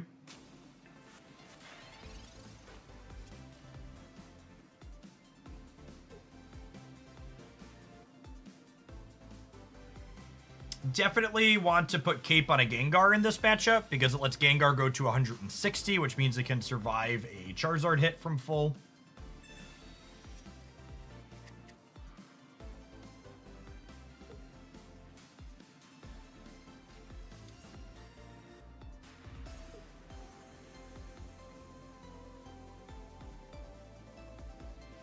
Ooh, do they have a supporter for this? That would give us a Tapu target on the first turn.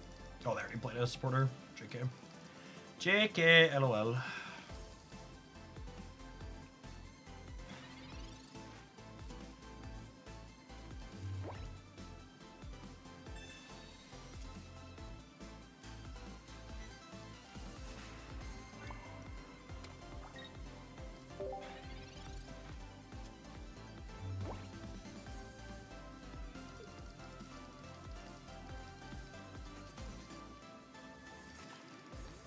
If they have Candy and Zard, we're gonna need some top decks.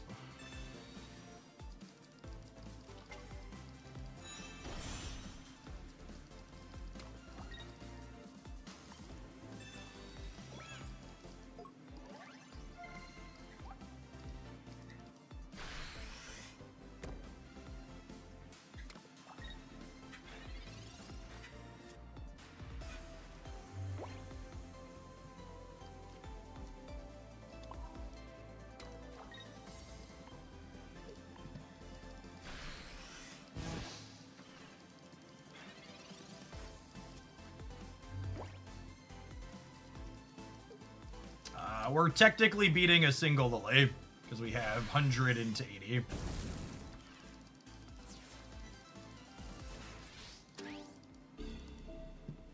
Guzma is lethal, yes.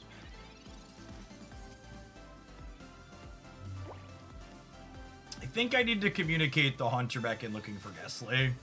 50% to find it here.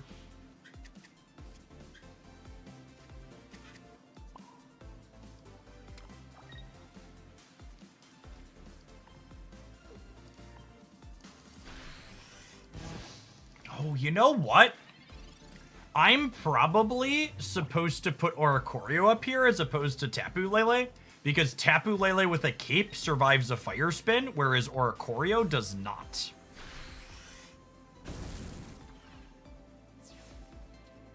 So we're gonna get to clear the Zard, but there's a real chance I die to this Turtonator because of my mistake. I need a Pokeball or a Ghastly this turn.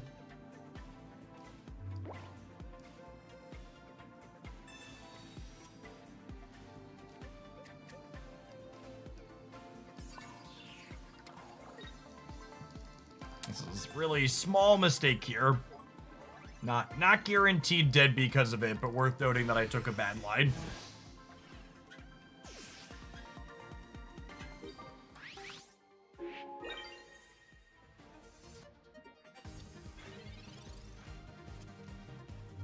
Wouldn't that leave you dead to Lily? Nope, it would have been 80 into 100 as opposed to 100 into 80.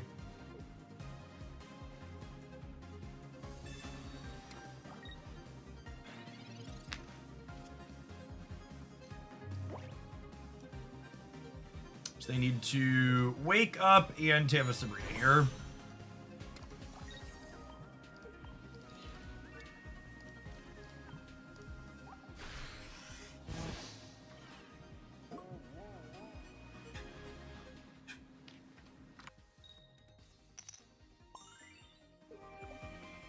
This is one of those, it's gonna suck if they have it, but I had player agency and I missed it this game. I could have been alive through a Sabrina here if I had taken a better sequence.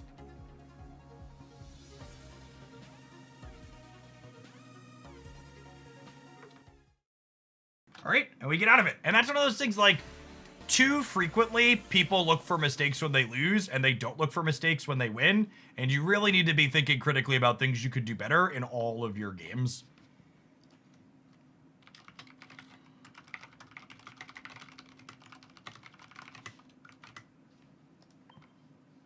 Agency, you mean coin flips. Yeah, and I mean, like, that game's a good example of the coin flips and how I could have less coin flips that mattered in that game if I had played better, right? Like, I only needed the flip to go my way to beat Sabrina because I made a mistake. And if I play better, I don't need the coin to beat the Sabrina. But because I made a mistake, I needed the coin, or I needed them to not have Sabrina.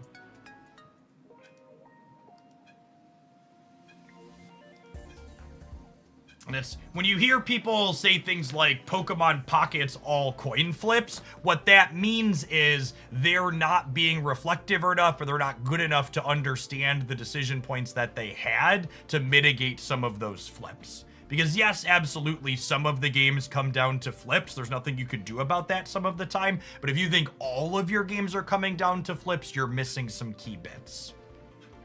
You know, in a high, all card games have a lot of variance in them, and they're, to make up some numbers, there's probably like 25% of games that you lose and there's nothing you can do, and there's probably 25% of the games that you win and there was nothing your opponent could do, and then that other 50% were the ones where you both have choices that matter. Those are the ones you need to focus on if you want to get better and win more in games like this.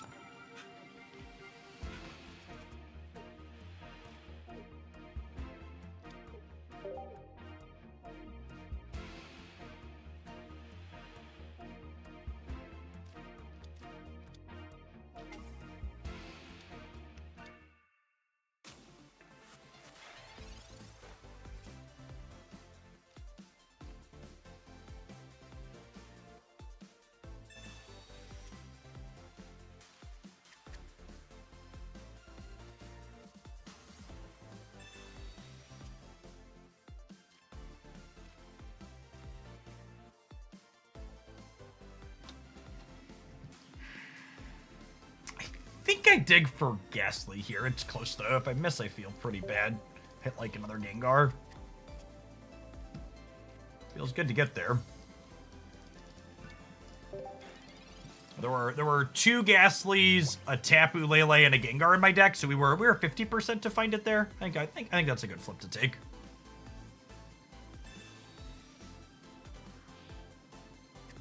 Look at the opponent's pretty Tapu. If only we weren't watching a free-to-play streamer.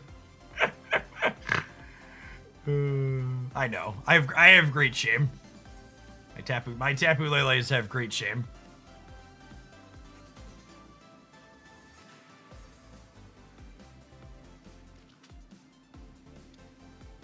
I've had to make some financially responsible decisions recently, given the state of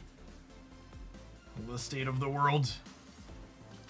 And continuing to spew for Pokemon Pocket Cosmetics was one of the things I had to stop doing.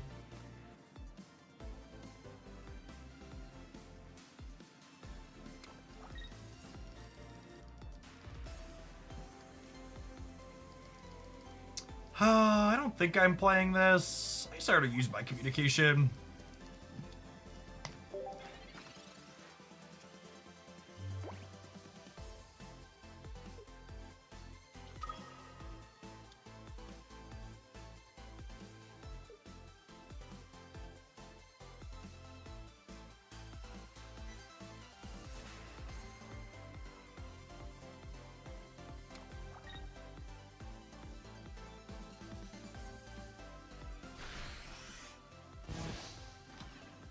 Did you have to make different decisions because your children like having food and a roof over their head? Nah, it's just expanding into Pokemon Pocket did a solid dent to my income compared to last year just focusing on one game.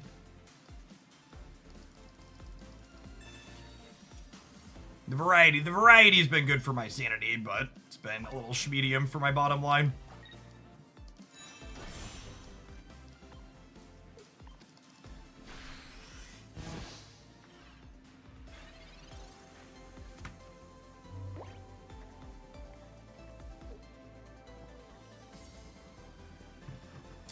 Trump tariffs costing me thousands of dollars in advertising didn't do me any favors either.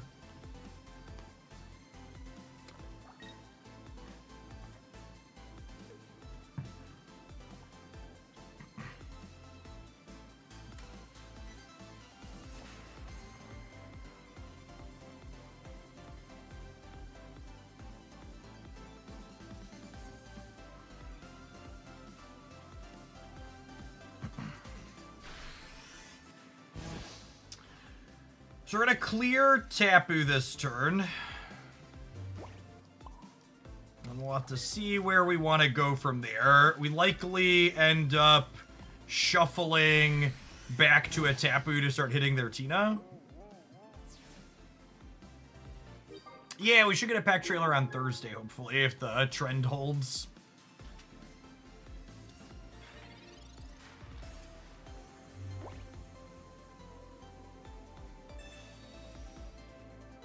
Do you think my opponent's really unlucky, or do you think they're not playing Water Energy? If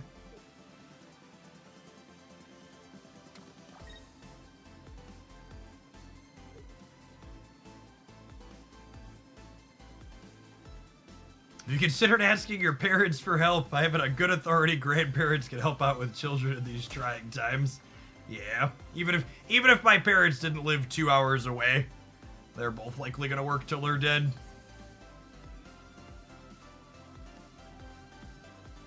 My 4-year-old starts kindergarten this fall though, so I am looking forward to that $20,000 a year raise. That'll be nice.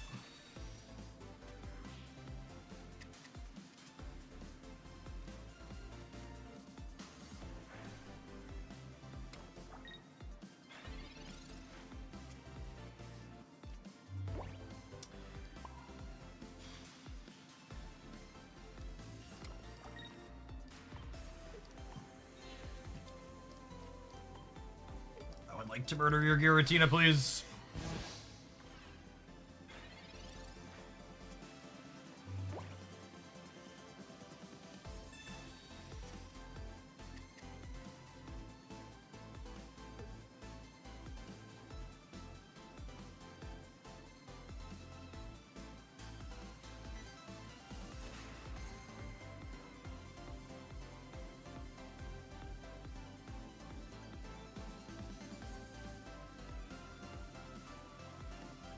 I work at a Canadian steel shop, and we just got our first price raise from it last week. American-made steel studs we buy went up 25% due to a reciprocal tariff. Yep.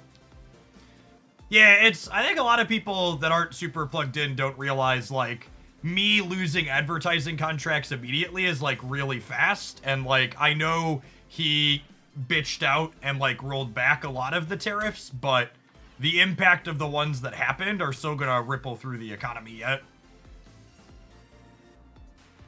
We collected approximately $9 billion additional revenue from his short-lived tariffs inside of April.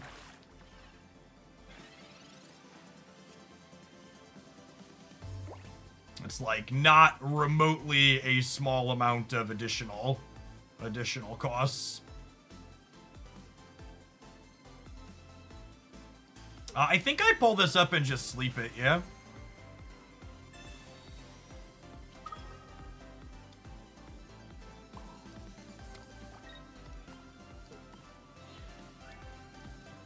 Is this bad though? This gives them the ability to this might be bad because then they could retreat it and pull energy off it, and then if they have cape or other healing, if they fail the flip, they die on the spot. But maybe it's not worth it because it gives them the opportunity to pull the energy off. Although I guess with Guzma, cape's not enough. They need like potion or Pokemon Center Lady.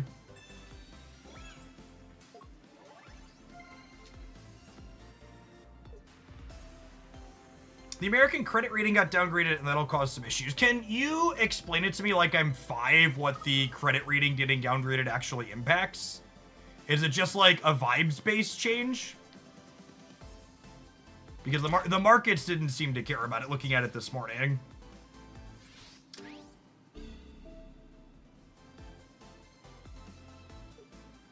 It impacts government bond rates. In reality, nothing but confidence. Yes. Okay.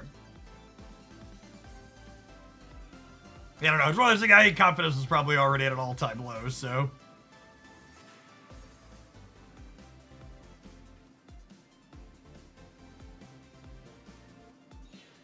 The company I work at is a major financial institution. We've been all hands on deck today because of it. Interesting.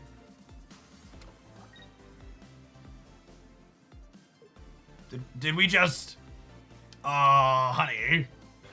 Man, Tapu Lele blindness is... I mean, they were dead anyways because we have Guzma, but the making plays dead to the onboard Tapu has been a thing here. Mars gamers, what you gonna do about them? Auto loans and personal loans are loosely tied to bond rates, so the AAA rating being lost causes bonds to go up, which means those loan rates will go up. Okay, and then just because obviously I want all my financial information from Twitch chat, because you are all very informed that have never been wrong about anything in your life. The rate slash that Trump keeps asking for would put those rates down, which would be good for the market, but that in turn tends to cause inflation to go up. Yes, is my understanding of those interconnected things loosely correct? Big Ben, thank you for the quarter of a year. And that's why Powell, or the guy that's in charge of the Fed that Trump keeps making thinly veiled threats and insulting, doesn't want to do the rate cut because it'll push inflation out of control.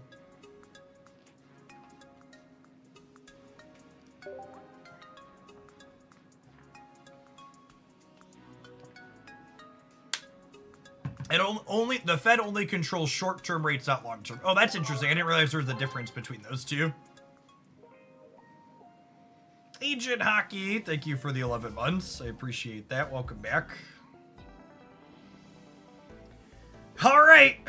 Gengar's on an 8-win streak. Can he rattle off 2 more?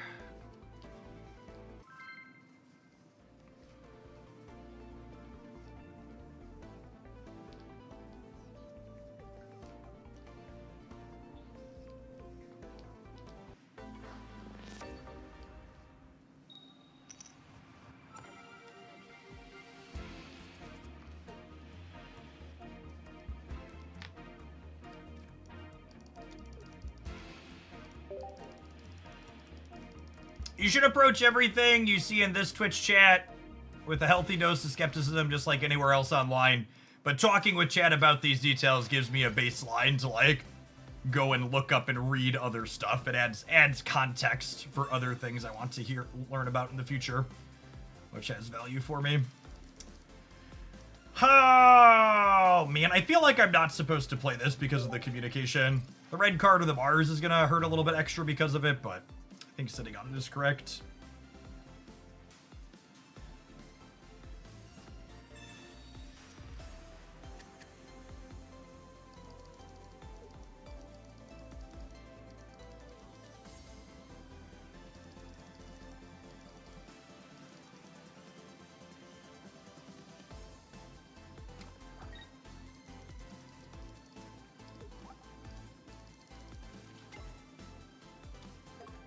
Did you get your bathroom and roof fixed or whatnot? God, believe it or not, anytime you gotta do work, it's a nightmare. I don't think I shared on stream the issue we ran into with the bathroom.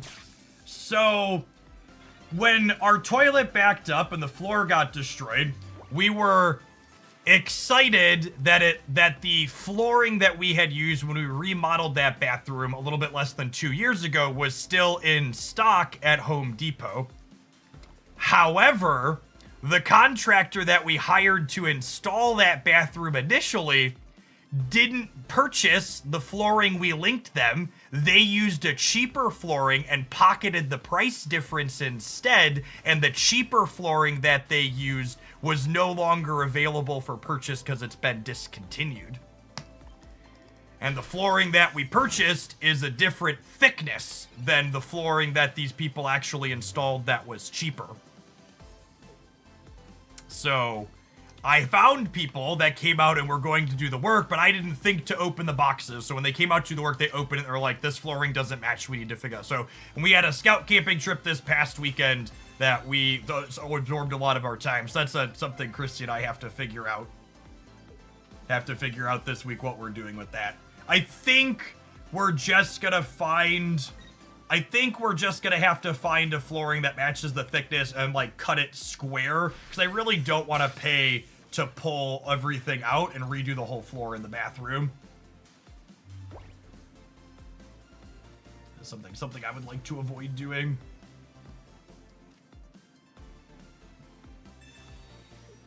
And for people who aren't up on Hoaglandia lore, I had a low flow toilet installed by the contractors that messed this up, and because it was a low flow toilet, the line backed up with literally just toilet paper, which cracked the flange on the floor and then destroyed 4 sheets of drywall on my main floor and the ceiling between it, and then we had to pull a bunch of it up. So it's been a good time adulting. Thankfully, like, my house is 3,000 square feet because we live surrounded by cornfields and we have other bathrooms in it. So like just being down a toilet that's normally in my bedroom is like annoying some amount of the time, but like the house is still functional while we figure out what we want to do. Does the insurance company cover any of this? So it's going to cost me loosely like 6 to 7 grand to put it all back together. And if I use the insurance that I pay money for, my rates go up. So I think we're just paying for it out of pocket because it's cheap enough that it's not worth filing a claim and having my rates go up in perpetuity. America! Yeah, insurance is for like catastrophic disasters. It's not for 4-figure jackups, basically.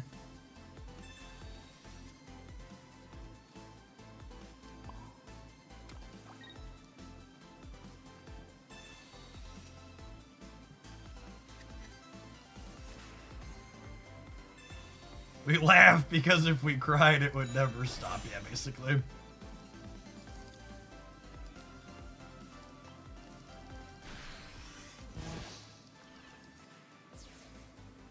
Are you doing any of the work yourself? I found a contractor that I did working for a very reasonable rate, so no, I'm not gonna do it. Oh, and that's the other part. The first quote I got to do the replacement work, for more lore and fun, the first quote I got to the replacement work quoted me $9,000 to do the replacement work. And when I asked them if they could itemize the cost of what they were charging for what, they told me, and I quote, "We don't itemize things. We either do the whole job or none of the job." And then for reference, 2 other contractors quoted me like in the 2,000-ish range.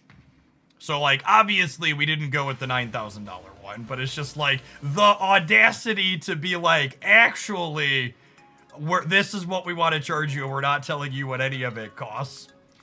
And I would wager the extra where the whole insurance bars into conceit. You love to see it. We're one off, gamers. We're one off.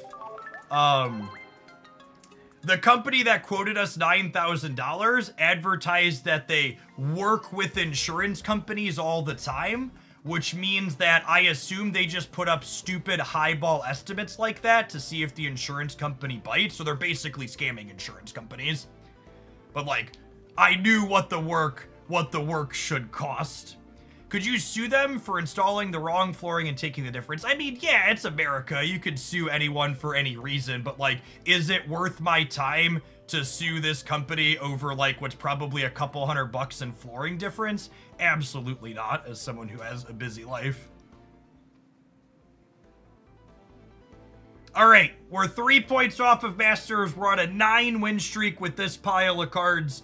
We're going to run an ad. There's the deck list for people that would like to download it. I'm giving you express permission to download this one, so don't worry. The net decking police are going to leave you alone.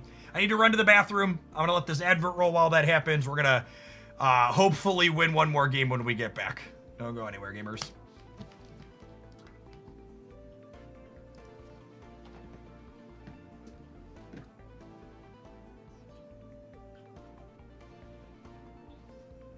Oh my god, that's perfect. Someone in chat says, I mean, scamming insurance companies doesn't seem that bad.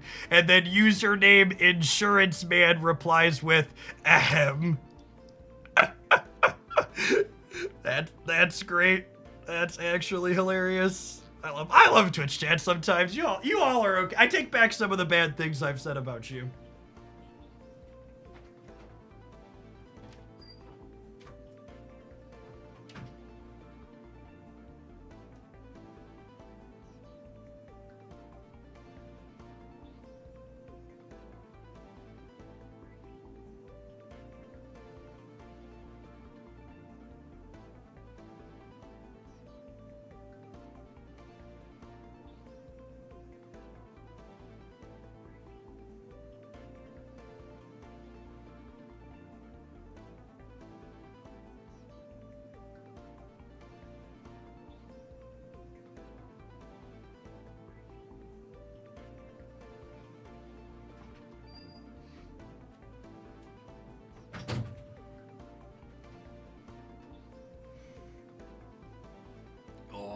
Thank you for the super chat, by the way, Gary. Appreciate the support.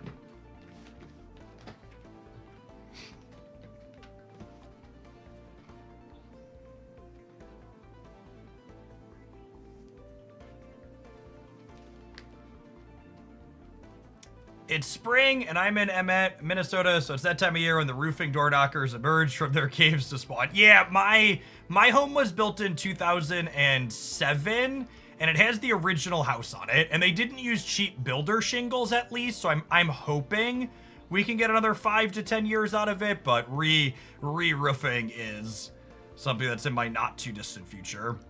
And I'm hoping, fingers crossed, coping maybe, that when roofing time comes that I'll be in a financial position that we could put solar on my home, because I plan to live here till I die.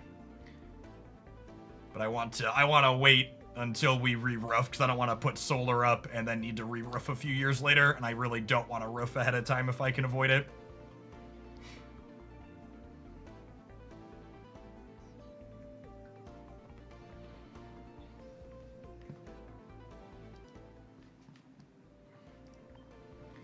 All right, can I use my one time up? I would like to use my one time up, please.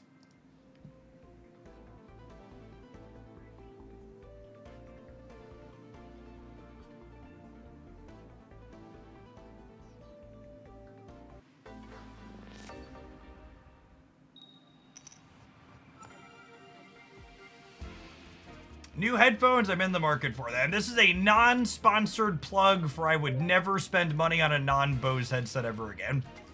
My previous headset was a Bose Quiet Comfort 45, and they actually still work. I just wanted a dedicated pair of headphones for like walking around while I sweat outside this summer that I wasn't also using while I stream.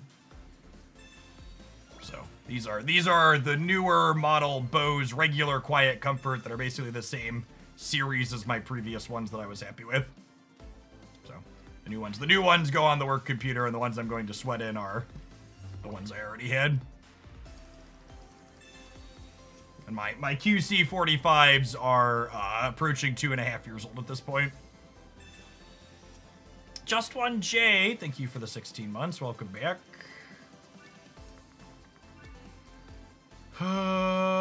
Could be a tough one. We'll see. I have a Gengar, but no candy.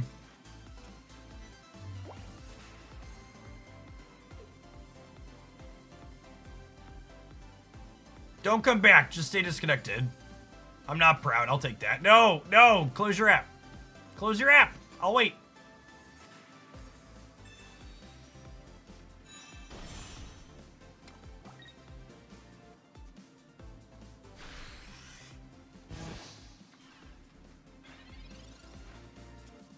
Thunderlop. Thank you for the Prime sub. Appreciate it.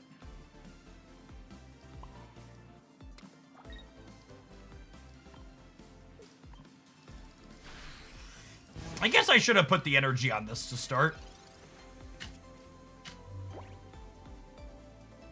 Yeah, the candy here is not bad.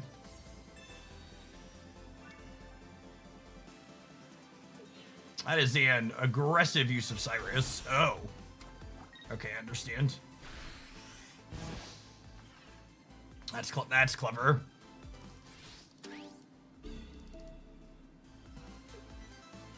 Wait, I get to Oricorio them now, though, yeah?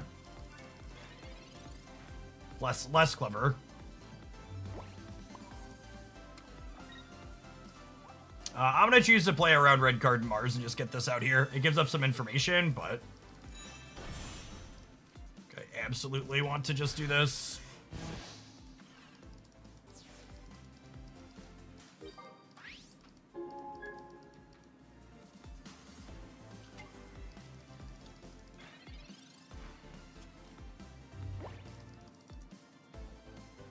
Yeah, their lack of a keep there is real good for us.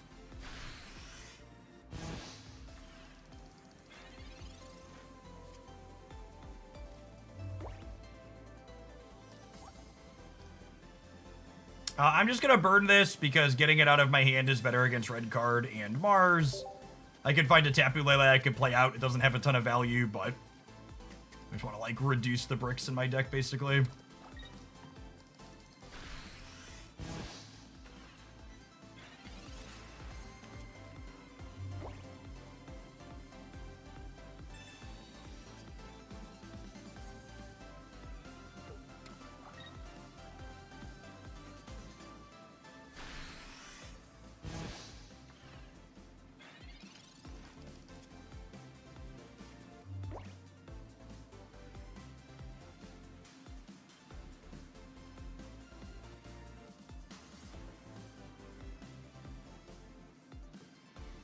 Do I take the knockout, or do I Tapu tap the Togekiss here?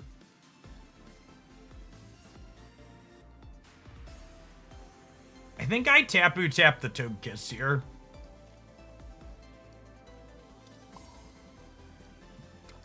With the Cyrus in hand.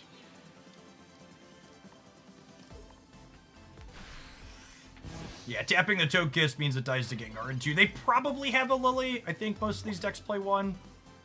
What percentage do you get from the memberships on the YouTube side? I get 70% of the memberships on either Twitch or YouTube. So whatever you pay, I see 70% of it.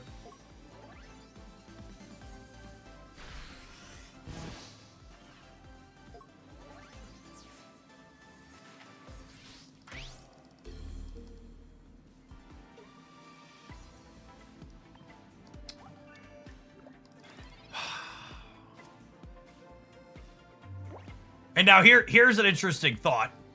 If I clear the Tapu, it resets Overdrive Smash. But I am dead to second Cyrus that way. But resetting the Overdrive Smash means I get to live an extra turn if I draw Lily. I think the odds they have second Cyrus are low. I'm gonna reset the Overdrive Smash and take my second point.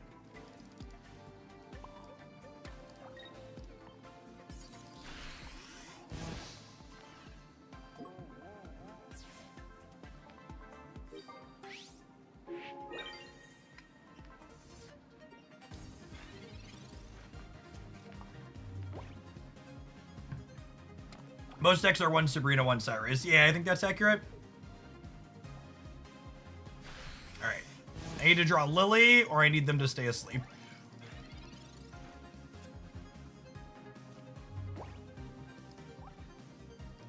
I was gonna do this proactively.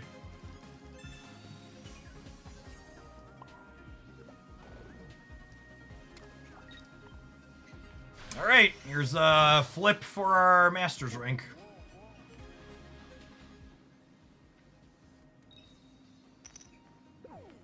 All right, they could have a Lily here still, but this sleep means that they're not killing us, right? It's not GG with the heal.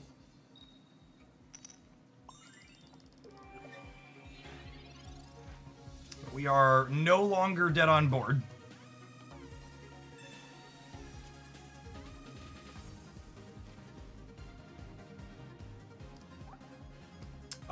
They've not played a second Tapu Lele, so I'm not going to play this energy.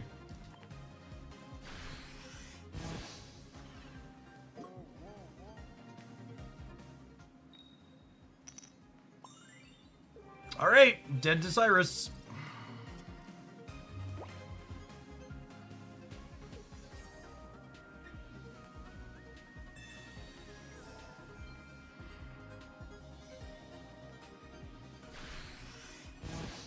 They've not played two Cynthia.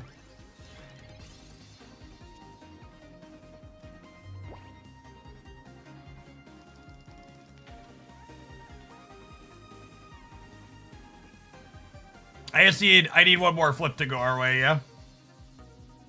I'm trying to think if there's a line that doesn't involve a flip going my way.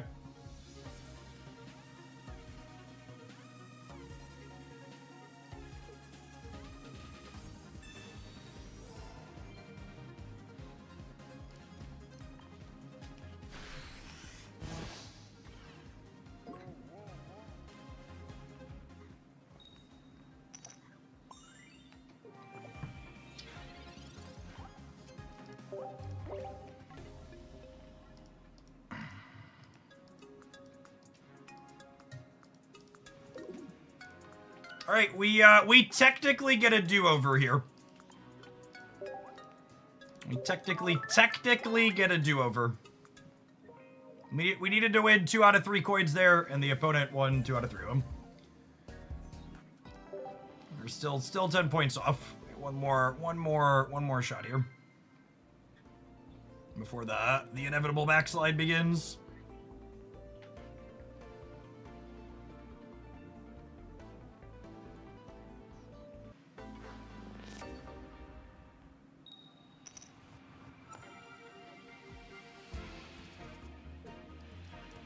Dark energy. You know, we actually haven't played against a single Dark Tina this morning in almost 3 hours. Would be a fitting gatekeeper, except it's not. It's Archeus. Oh no! Oh no! That's Sojo Verchat.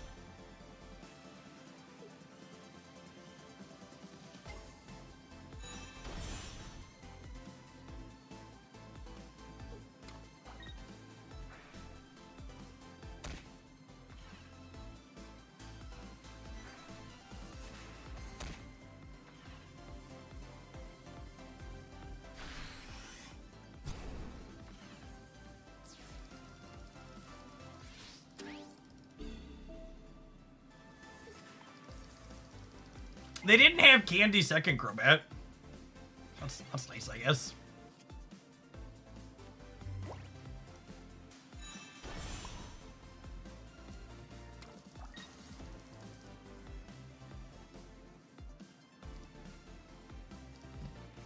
70. I think deal 100 next turn.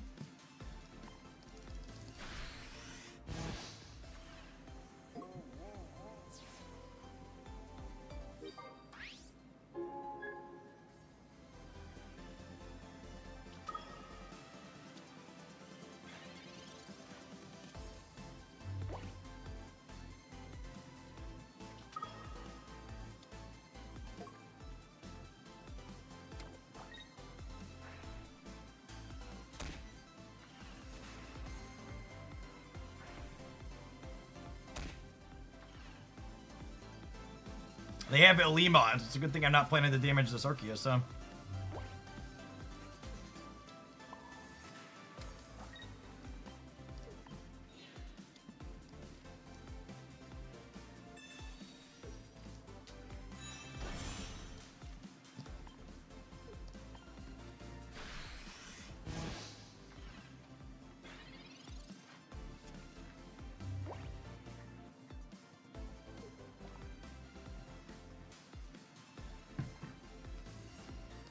One copy of Cyrus and 9 cards. 2 Pokemon Research, Professor's Research, not played yet.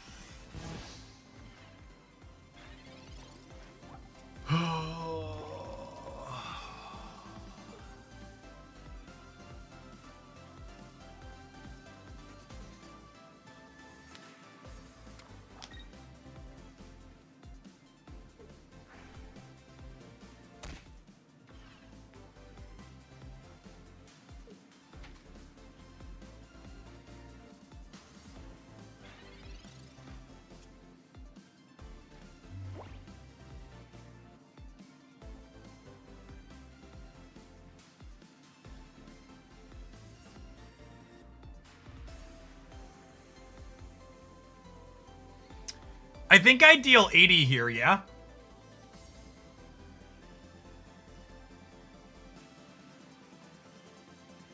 So that way they have to pull this out.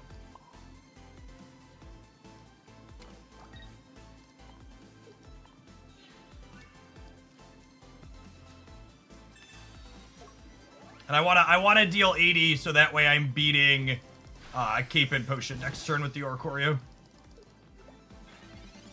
If you win the flip, do you win the game? Arceus doesn't get affected by status conditions because the card wasn't busted enough, so they gave it more text.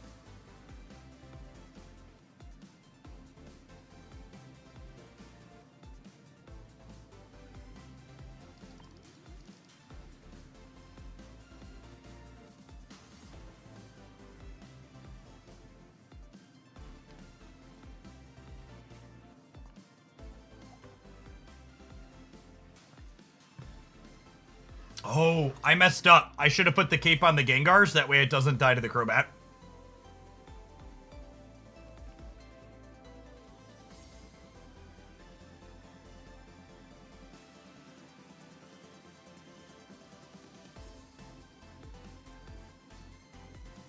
My Gengar dies to the Crobat, right? Because it takes 30 and then it takes 70. And if I would have put the cape on it, we wouldn't have died to that.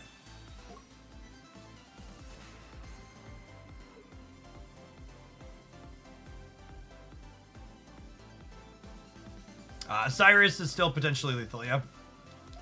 But I messed this up. It's unfortunate in my game where I'm playing for the win.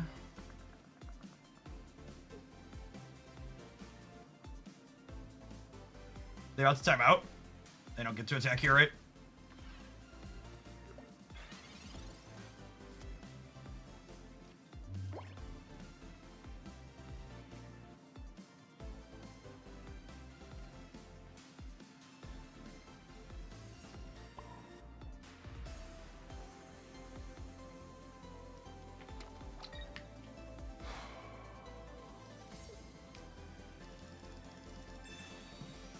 Means I don't die to the Crobat and they have to put the Arceus up.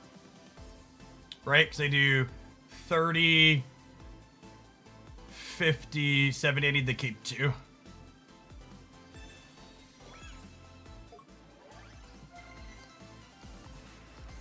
I'm counting if they wake up. If they wake up, they do 120.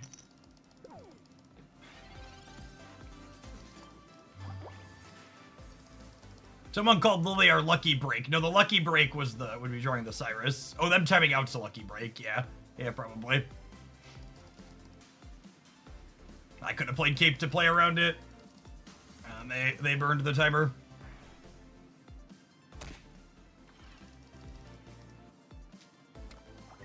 And I've got 2 research and 6 cards here too. Like, it's not just the Cyrus. I've got 2 redraws at it. We still haven't won because we're only clearing the Crobat here, which is only worth 1 more point. I need 2 more points.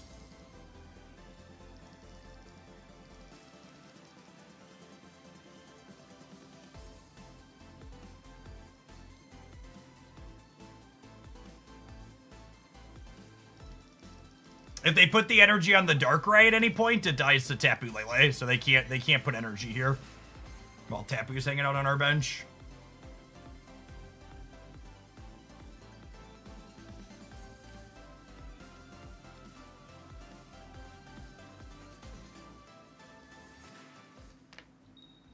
Yeah, they would need a heal or a cape or something. Come on, just give me the Cyrus, please.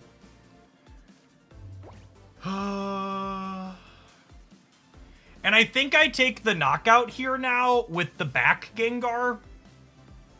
So that way my lead doesn't die to Archeus. In case they have like Archeus plus a heal.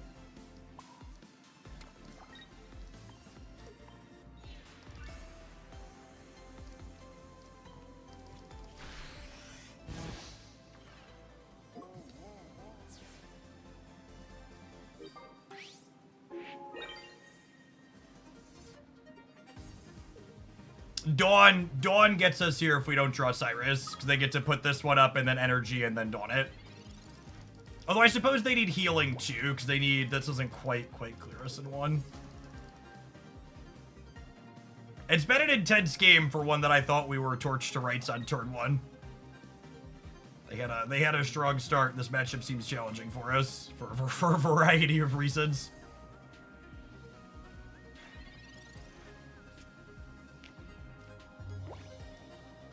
This almost locks it up, right? Cyrus could be the literal bottom card. Oh, for the love of God.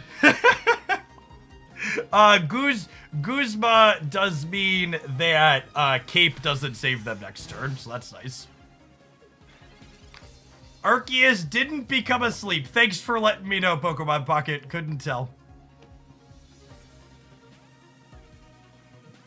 Missed that one, Pocket. And this still technically isn't killing the Gengar this turn. They need like a Dawn. What a final boss.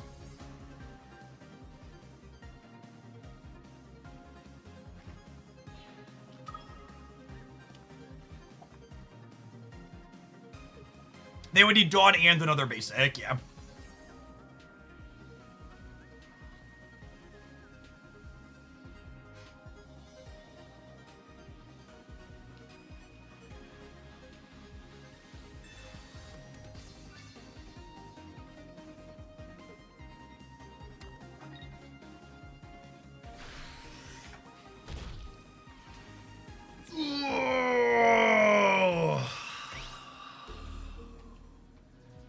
Sweet release. Sweet release!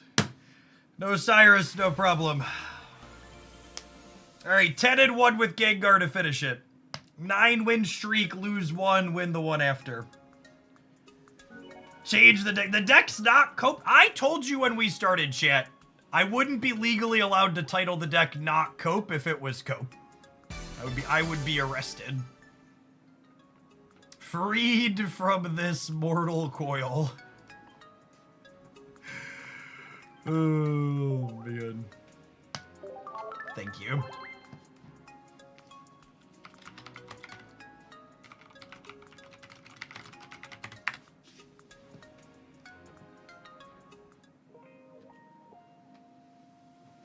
Can you drop out of Master Ball? Yep, I'm gonna play 0 games of ranked from here on out because you can absolutely drop out of Master Ball.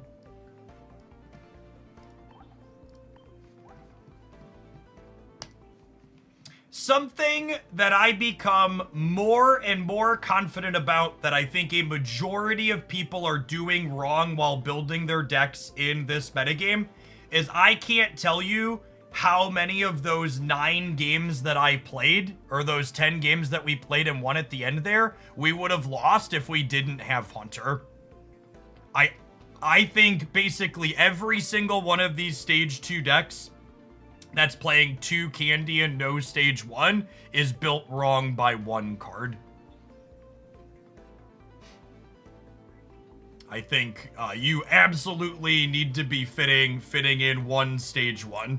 Like, rare candy obviously is better in a lot of spots because it lets you get more aggressive and get your big hitters down sooner. But like, you would much rather slowly evolve rather than miss.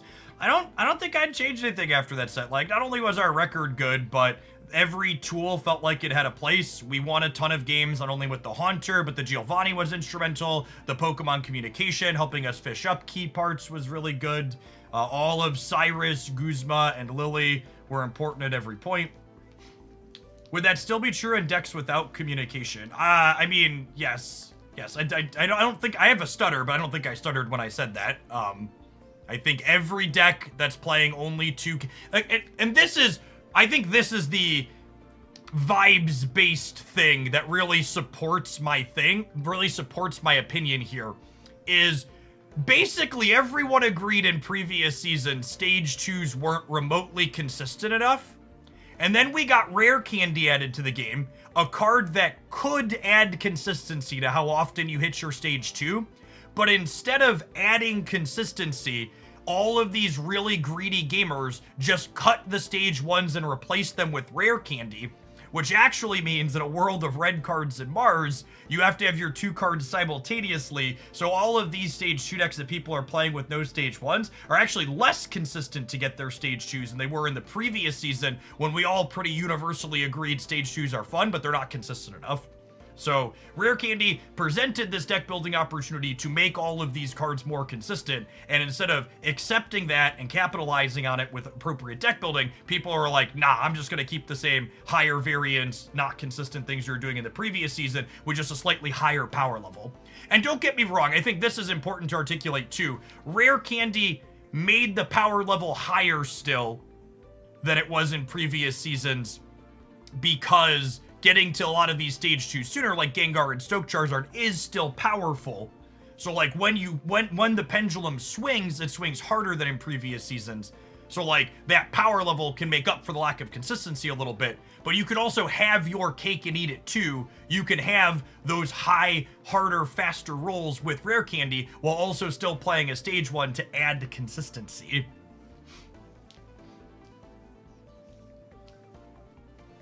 Yeah, another takeaway was the Gengar deck I started with had a Iono over the Pokemon communication, and that's another thing that I feel pretty strongly about after playing a lot of decks this season, is I think I absolutely prefer Pokemon communication as an added consistency tool as opposed to Iono. And while on one hand, it can be a little awkward playing communication in a low total Pokemon count deck, this deck only has, what, 8 Pokemon in it? That also is a benefit, though, because the less Pokemon you're playing in your deck, the more likely your communication is to... You should absolutely not cut a Tapu Lele. Tapu Lele is very, very good, and if anything, this is a Tapu Lele deck featuring Gengar, not a Gengar deck featuring Tapu Lele. A ton of your meaningful decisions and power level in important matchups is because Tapu Lele gives you flexibility to punish people building up things on their bench. I saw there was a Gengar build this past weekend playing Tina, and I think that's probably silly.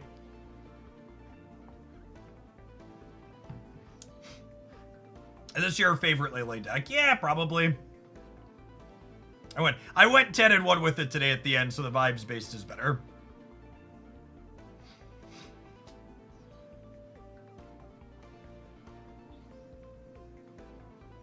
All right, I think I'm going to end Pokemon today on a high note. And we're going to switch over to snapping for a little while.